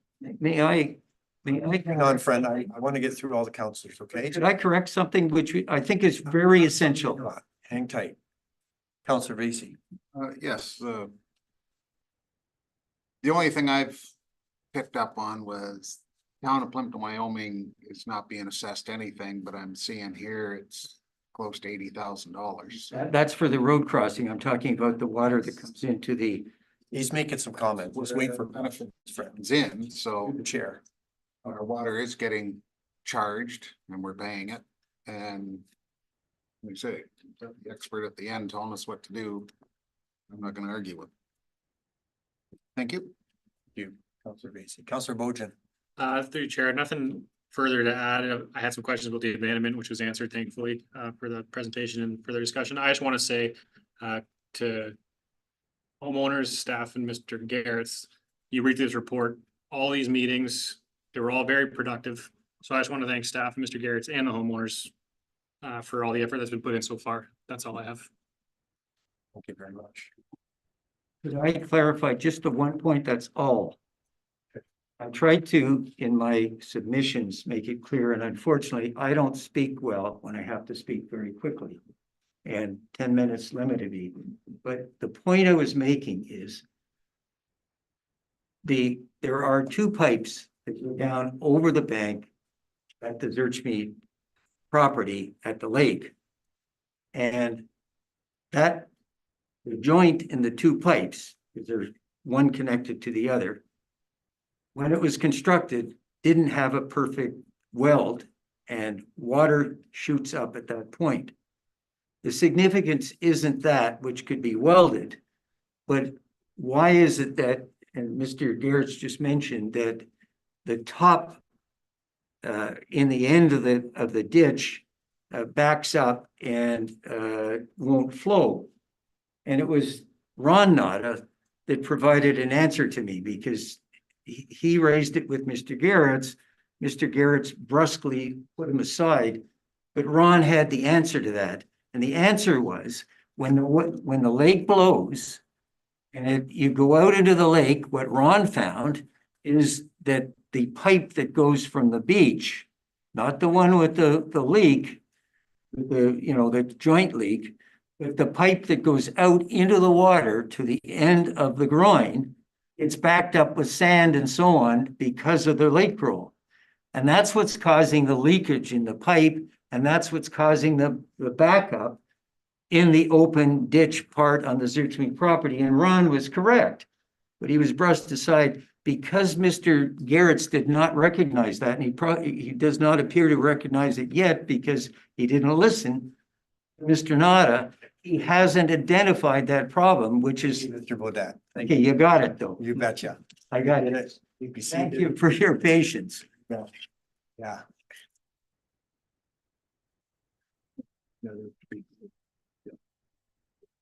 Yes, Elizabeth, please. Just one quick thing for council and the other ratepayers. We did get an email in from Christian Grosbeck, who is a representative for Bell Arrow.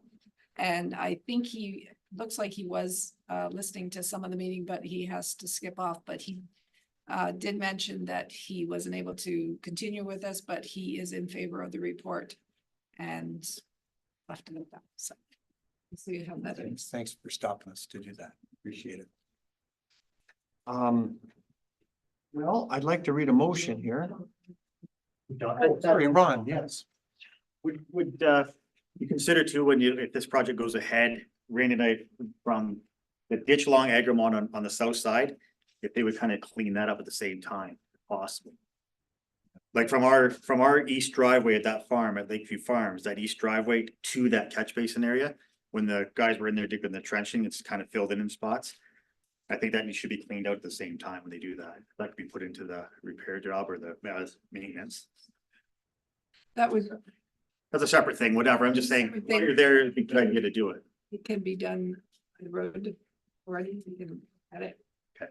I think it might be helpful if you keep your crops back a little bit. Would help with the ditch too, guys. But yeah. She suggested to keep the crops back from the ditch so it doesn't fill into. Well, no, what happened was they ran the fiber optic cable down there and they put the sand in the hole and then it washes back down the ditch. Either way, it's operations. Operations will review and assess the need to clean it out. I don't disagree that they contributed to it. Absolutely. I'd like to read a motion, please.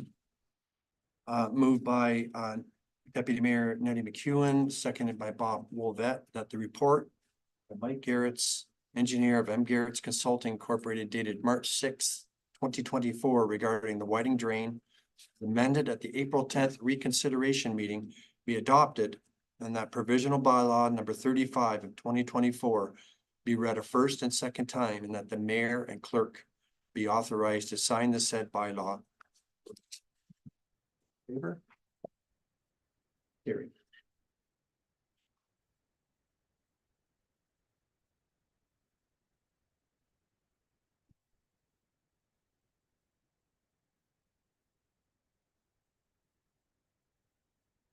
Second motion moved by Councillor Bob Millet, second by Deputy Mayor Nancy McEwen, that the reconsideration meeting for the riding drain be adjourned.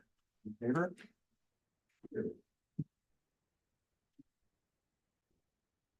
Thank you very, very much. Okay. Thanks. Turn it back to you. Thank you, Council.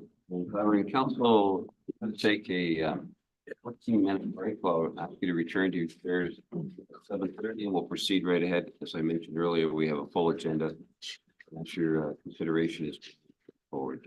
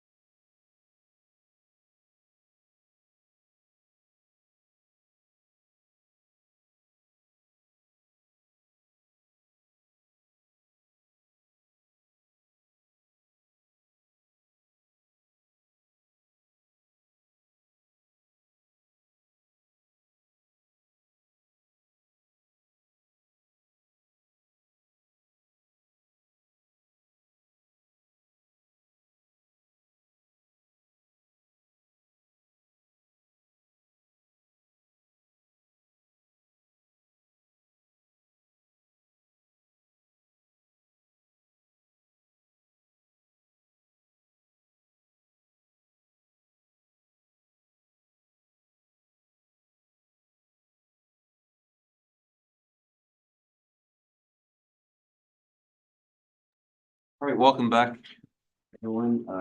This time we're gonna start up on item 9.2, council. A motion by Councillor Bojan, seconded by Councillor Vaizey. A report prepared by Elizabeth Cummings, Drainage and Engineering Coordinator, dated March 28, 2024, regarding the Invercarron drain tender be received and the tender from GM Construction for $228,090.50, including HST, be accepted, and bylaw 36, 2024 be approved, and the statement has been read 3 times, and the mayor and clerk be authorized to sign the said bylaw accordingly. Ms. Cummings is here in case there's any questions. Council, you've had a chance to review her report. Any questions beginning on my left? The comment, it's hard to believe from Bob. That's all I gotta say. Okay, thank you. Debbie? Mr. Rodriguez? No, no. I'm good. No further questions? Call for the vote. All those in favor? Great. Thank you, Ms. Cummings, for that report. Okay, council, let's go to 9.3. A motion by Councillor Van Claveren, seconded by Deputy Mayor McEwen. That the report by Adam Sabansky, Chief Administrative Officer, dated April 3rd, 2024, regarding the facade and structural improvement program submission for 660-662 Broadway Street, received, and the council approves the application for funding. A chance to look at council, questions, Councillor Vaizey? Yes, do we have any type of like a time limit or how often they can use it? I just remember doing this one a few years ago. So you're eligible once a year for improvements. Perfect. That's all I need. Thank you. Any further questions? Councillor Wolvett? Just a comment, I've observed the work being done there. Once again, major improvements in the frontal section, all new cement work, like really improved a lot there, following over the last couple of weeks. Good for our main street. Very much so. And they're great contributors to our municipality. Yeah. No further questions? I'll call for the vote. All those in favor? Carried.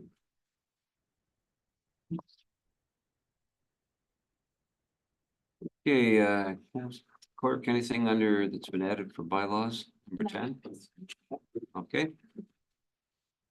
All right, we're gonna go to correspondence action required. I'll go to 11.1. I have a motion by Councillor Wolvett, seconded by Councillor Van Claveren, that the correspondence suggests the following motion. Staff be directed to provide the correspondence from Ann and Mike Stewartson regarding the dangerous intersection concerns for the county of Lambton for their consideration. Council, you've had a chance to review that letter that was basically sent to myself and you. It's not the first time that we've had concerns from our residents about that intersection.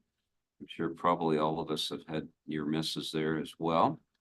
Is there any discussion on this? As you see, the motion is that we take it to the county for their consideration. Any discussion on this motion? Mr. Van Claveren? Just maybe one point that the particular design of that corner or the nuances of it.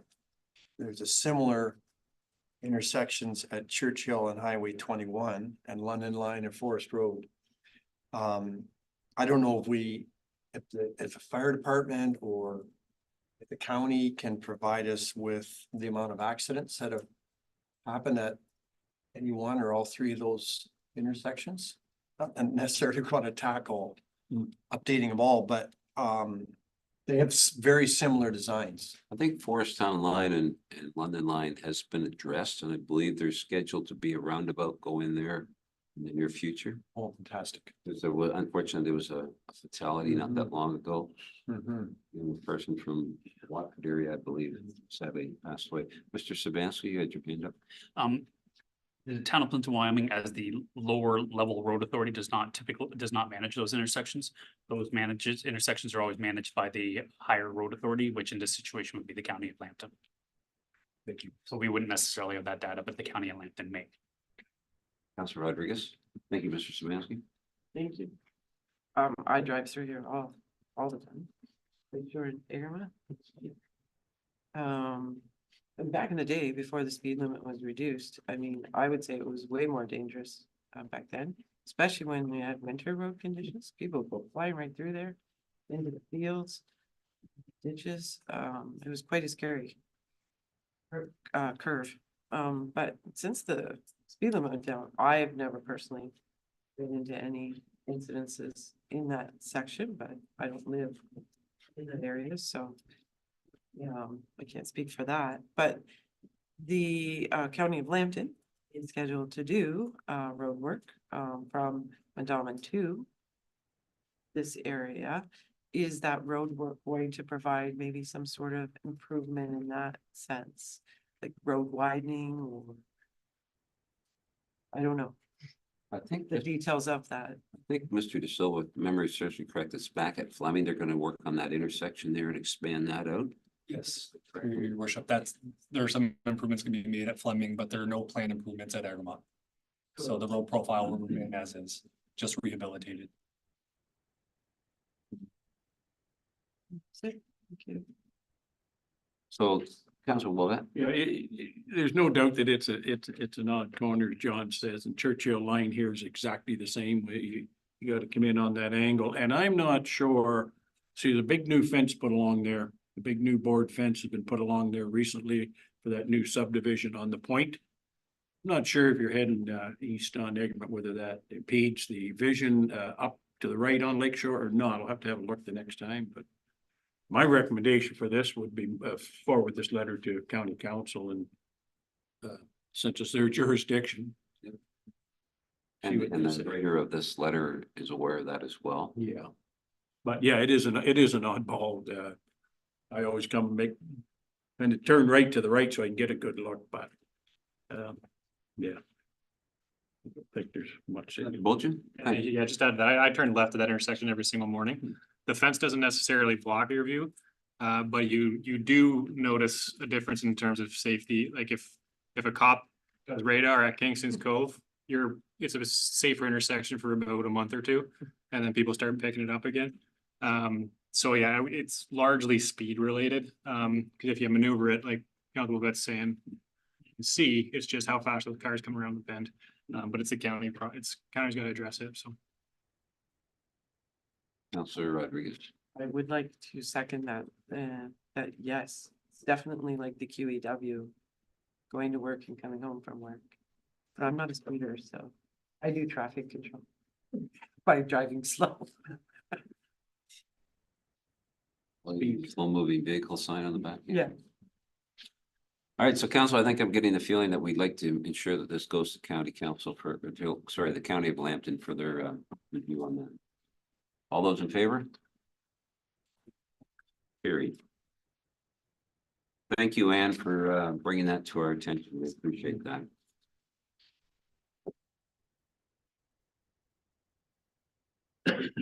Now, so let's go to item 11.3. We've already done 11.2. 11.3, I have a motion by Deputy Mayor McEwen, seconded by Councillor Van Claveren.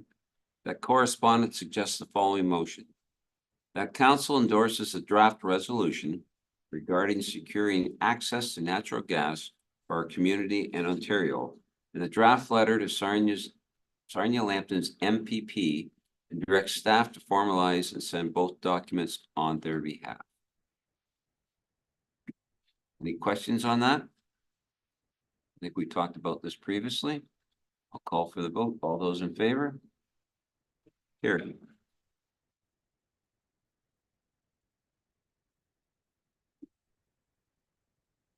Okay, council item 12. 12.1, a motion by Councillor Bojan, seconded by Councillor Rodriguez, that the correspondence items A to L related to the recommended reading and routine approval and information items be noted as received by the Plympton-Wyoming Council and filed accordingly. Beginning on my right, Councillor Rodriguez, anything from you on that one? Yes, thank you. It was more of I didn't really understand it quite well. It was item L, Township of Adelaide, the tile drain loan limit. So that's for agriculture. I believe. I And believe. how much, they have a limit on what they can borrow? I didn't realize that there. I'm gonna defer to our treasurer, Ms. Yes, Rodriguez. so through the top child drainage act, each farmer can borrow up to 1,000. And that has been at that limit. I remember is that limit, so. It certainly hasn't changed much. Right, and it's nowhere in line with what actual. Does that answer your question? Yes, thank you. So I do support this and I believe it's a resolution. Would you like it pulled so we can? Is it a resolution? Yep. Okay, yes, please. Okay, anything else? No. Deputy Mayor, anything from you? Nothing. Councilor Vacy? Keeping you on your toes. So I thought you skipped right over, so. Yes, D, just to make it aware that there's money available for students to start up a small business. I know a couple that have done it, and I know one is still going, and that's probably 8, 9 years ago. So I would like just to make people aware of that one. H, which is the municipality of St. Charles retaining, the municipalities retaining the surplus tax. Because we had a couple of those last year that find out we don't even get to keep the money, it goes to the government, which is a crock. And J, which is just what we had talked about, Township of Terrace Bay, and talking about keeping the natural gas in lieu of electricity. So Councilor, would you like to pull anything out for our endorsement on that, or just, are you? I would like, definitely like the H and J, and like D is just more of a people out there to know it's out there. So H and J, okay? Thank you.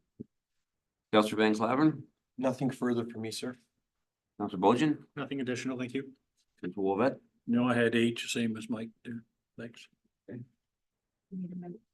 Yes, clerk, go right ahead and prepare that.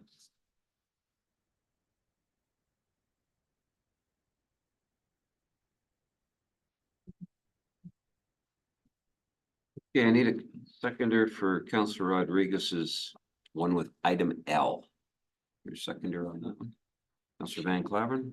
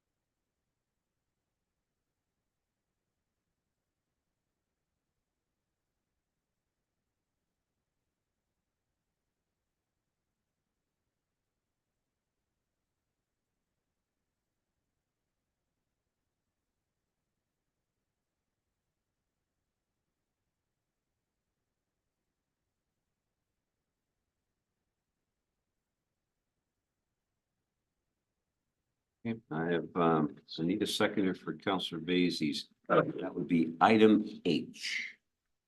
Councilor Wolvett?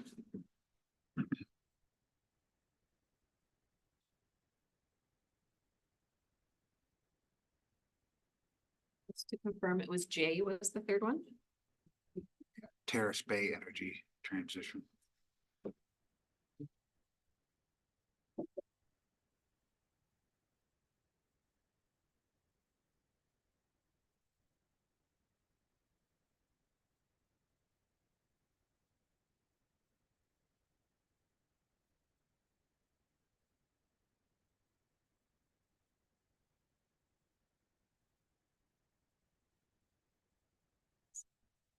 And I need a seconder for Councilor Vacy's second one with item J. Councilor Bojan, thank you.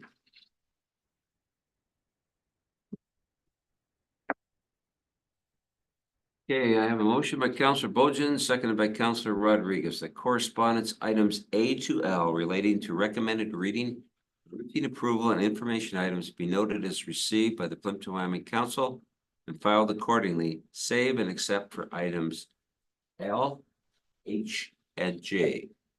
All those in favor? Carried.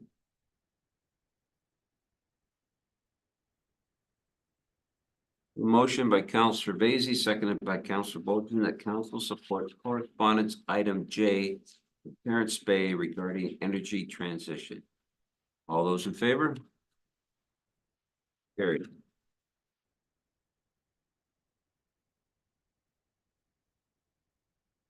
Motion by Councillor Vaizey, seconded by Councillor Wolbett.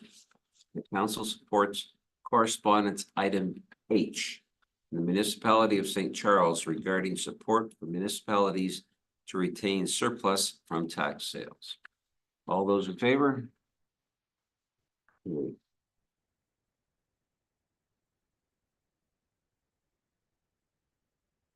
And a motion by Councillor Rodriguez, seconded by Councillor Van Claveren, that council support item L from the Township of Adelaide, Metcalf, regarding a request to increase the tile drain loan limit. All those in favor? Carried. I have a question on that, Mr. Mayor, if you don't mind, through to you, through to Norma. Do we put out any tile drain loans? No, over the last few years, we have not. Yeah, okay. Most of them probably can get a better line of credit rate. Oh, okay. Thank you, sir. Okay. New business, item number 13, Councillor Rodriguez. Yes.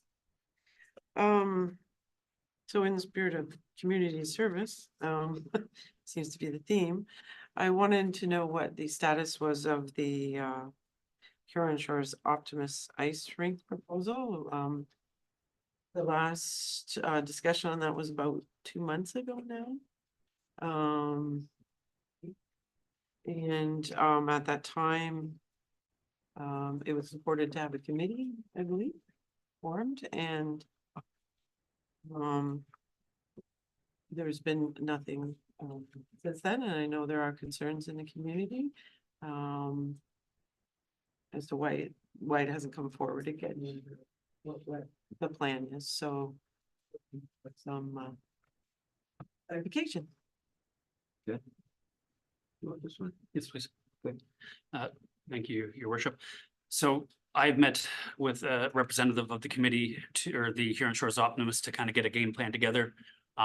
We agreed that the first step will be for the town to contact its lawyer to determine whether or not a public-private partnership is a feasible alternative. I had a scheduled meeting with our lawyer today to discuss that opportunity. Unfortunately, they became stuck in a court case that they couldn't get out of in time. So we rescheduled for Friday. We also discussed the forming of the committee. The Kamaki Athletic Association was contacted by Mr. De Silva, and they've appointed 2 members. The mayor will be deciding the final appointment of members from the town in the near future. I understand the mayor is also in contact with the chair of the president of the Optimist Club in regards to setting a date for the meeting. So yes, we have been working towards the meeting. In discussions with the Optimist Club, this town was suggesting that the first order of business would be to carry out the public consultation and to develop a fundraising plan, and then continue to work on the other items as we go. So we're hoping that we can get together in the coming weeks, and we are working behind doors to accommodate that. So within the next month or so, it sounds like. That would be at the discretion of the president and the mayor to find a mutually agreeable time. Oh, gotcha. Okay, thank you on that one. Next item I had was the Highland Glen boat launch. I did discuss with Mr. Savansky about the water levels have obviously significantly dropped. We've had a lot of wave action from the north and the west in particular, and that's where the mouth of the launch area is. So a lot of sand and sediment is obviously building up in there. So the combination of factors have created quite a shallow space in there, which is limiting and actually use the launch. So there was that, and we could tie that in with Councillor Bojan's item under new business as well. And then back when we were first discussing, or maybe I just sent an email to you on it a while ago. I think it was gonna go to the Parks Committee about signage for etiquette at the boat launch. With the boat launch being closed for so long, and then it reopened, there was a lot of excitement, but then a lot of people bought boats during COVID and it didn't normally maybe use the area, so there's the one in, one out rule, things like that. I don't know if you remember that conversation, Mr. Smith. Okay. So I just didn't know if that was planned to go up this year, that type of signage for etiquette at a boat launch. So those are discussions that I had, both those discussions I had with Alan and Paul, and Lester sent Paul, because I think that's one of the days that you were busy at the time. But I did bring the boat launch dredging discussion. Paul, do you have an update on that matter, or has Al talked to you about it? Yes, we did discuss it briefly. I think we're gonna try and check in with the DFO to see if it would be permitted at this time, because this is the, we're not permitted to work in water at the moment. Oh, are we talking about the low water levels? Yes. Yeah, for the dredging.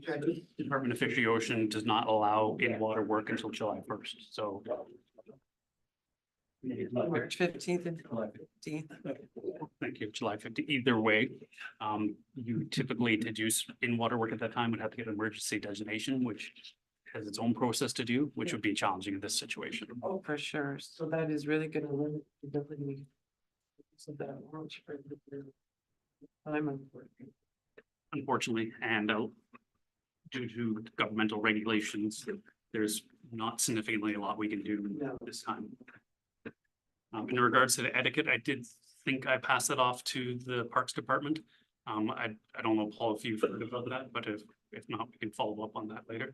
Yeah, we'll follow up on it. Okay, So it's to come in the future. Yeah. That was it. Thank you. Okay, Deputy Mayor. Councillor Bojan?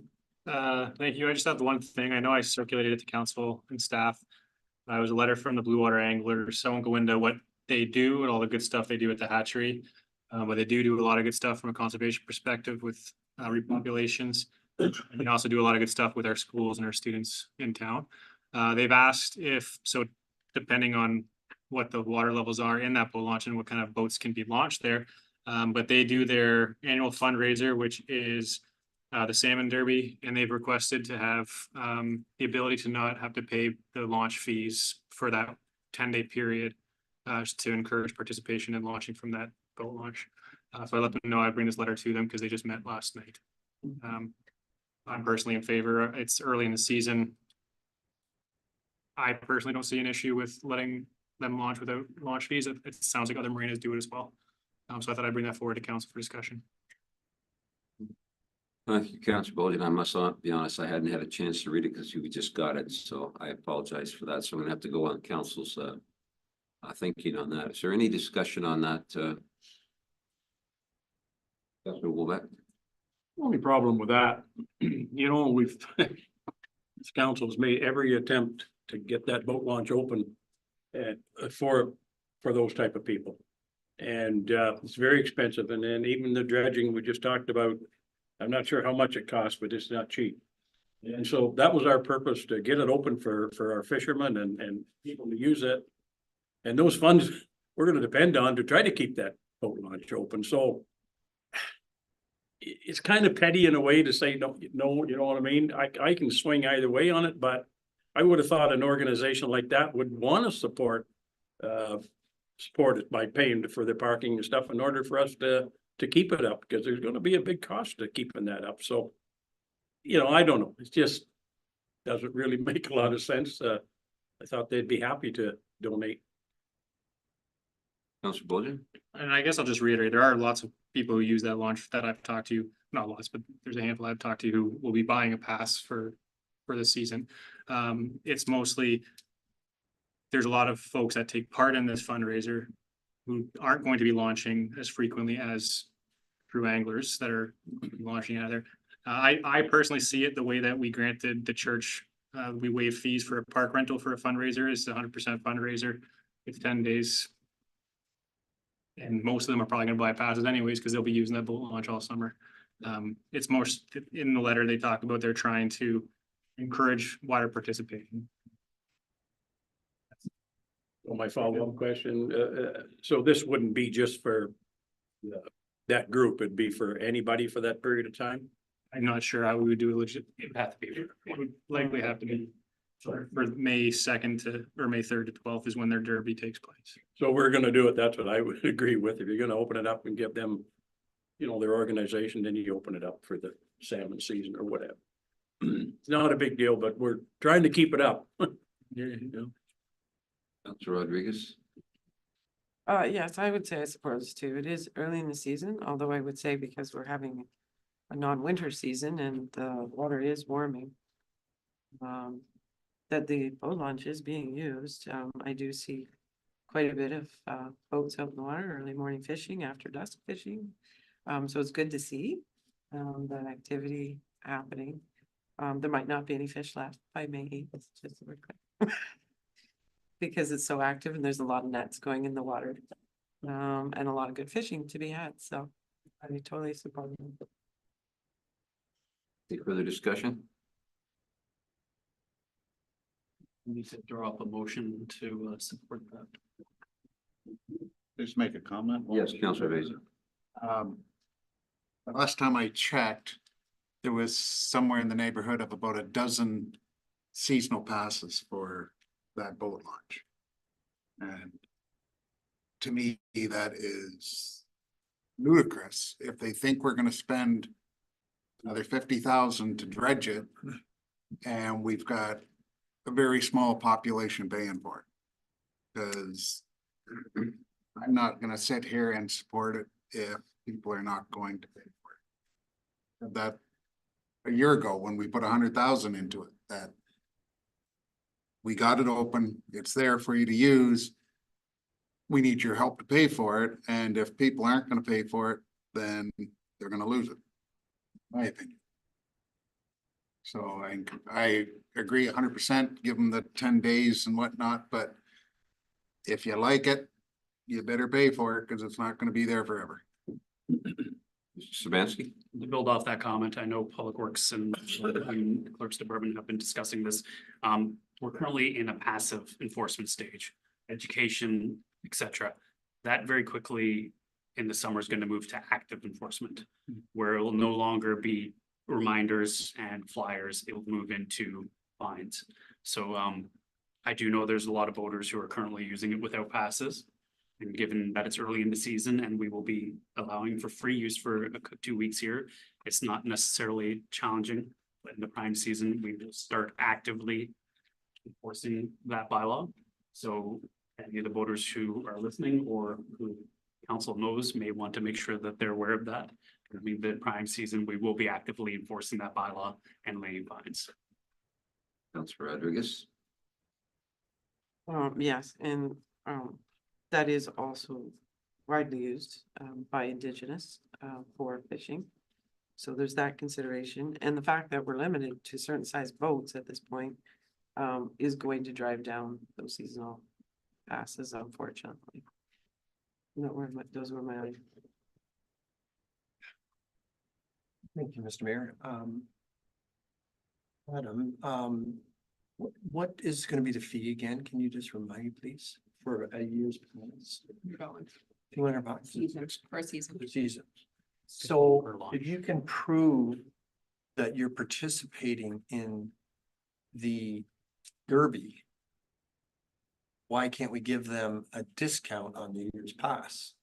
So we're getting a commitment from them that they're gonna participate in a year's worth of as many times as they like to dock. If some of them yeah, you kind of give them a freebie and you may never see them again. I don't know enough about how the process of the fishing derby works Okay. to judge how accurate you would be able to confirm participation in it. Just trying to be creative. Still a way to service both. Just from your information from through the budget, there was a request by the Blue Water Anglers for a grant, and we gave them $400 for I think 2 passes. So that's just for information.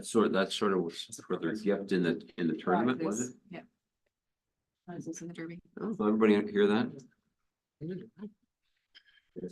That was one thing. Thanks, Norma.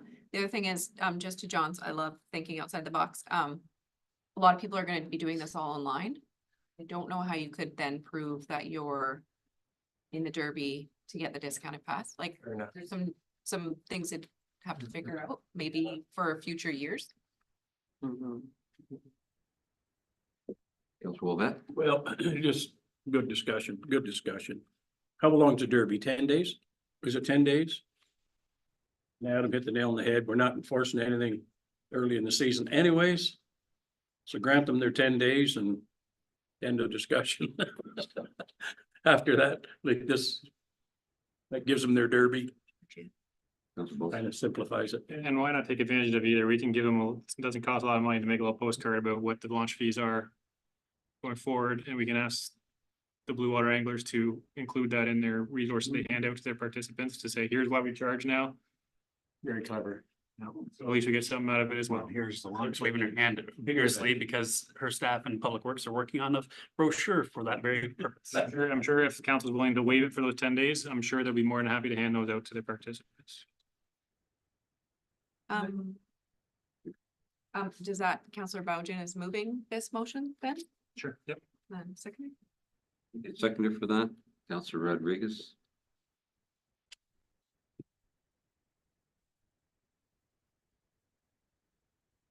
Yeah, motion by Councilor Bojan, second by Councilor Rodriguez, that the council waive all Highland Glen boat launch fees for the 2024 Salmon Derby, which is May 3rd to the 12th, 2024. All those in favor? It's carried. Councilor Bojan, we were with you. Anything else from you? That's everything. Thank you. Okay, Councilor Van Claveren. Nothing for me, sir. Councilor Vaizey. Thank you. Just one quick question for Paul. When are you planning on sweeping streets? So, Yeah, through your worship, that's a great question. We have closed that tender twice and did not get a vendor both times. So we reached out to a few. We've got some quotes now. We'll be bringing it to council on the 25th. Okay. So sometime after the 25th. It's a Mayish kind of thing. Yeah, if we can get them turned around that quickly, then first part of May. Somebody asked me and I had no idea. No, I do. thank you. Councilor Wolbett. The only thing I have is an information thing, and that is we won't have another council meeting before Ontario Good Roads. So just be made aware that the council meeting from the 24th has been moved to the 25th. Thank you. That you sound like you're part of the clerk's department. Right to be. Looking for a job. Councilor Rodriguez. Thank you. Thank you for bringing that up, because I don't think it was changed on their calendar. No. From the 24th to the. Yeah. Okay, because it wasn't on time. Words you say. And also there's I think it was on the calendar. individual invitations, different things. If we're gonna get that in some sort of I believe Mr. De Silva is working on that for you. organized format, that would be awesome. Yeah. I provided the information. Thank you. Your worship, I believe, Mr. Smansky has something for new business. Oh, okay. Yes, thank you, Madam Clerk. We were successful in hiring a mat leave planning clerk technician. Mackenzie Baird, thank you, agreed to come on board. Mackenzie has a master's in planning from the University of Guelph, specifically concentrating in rural planning. He's had numerous short and long-term summer co-ops with numerous rural municipalities in planning positions. He liked the idea of coming to a rural municipality and starting at the front end of the planning department, which is the planning deck, working directly with the people and on the agendas. He was quite excited to be joining us, and he should be starting early in May. So will you be shadowing the current planning tech for a while? Yes, we're planning for at least a month, probably closer to 1.5 to 2. And how long, talking planning, how long do we have Ms. Richardson for? Till the end of April? To the end of April. Then we have Ms. Costa Rossi. Yes, we do. Okay, anything further? All right, let's go to item 14. I have a motion by Deputy Mayor McEwen, seconded by Councillor Wolbeck. The council move into an in-camera meeting of council pursuant to section 239 of the Municipal Act 2001 as amended for the following reasons. Item A and B, proposed land acquisition / disposition matter. Section 239, bracket 2, bracket C, a proposed or pending acquisition or disposition of land by the municipality or local board. All those in favor? Thank you. Those that are joining with us virtually, we thank you very much for your patience and for joining with us this evening. I'm going to be going in camera. We will return when that is completed and close down the evening.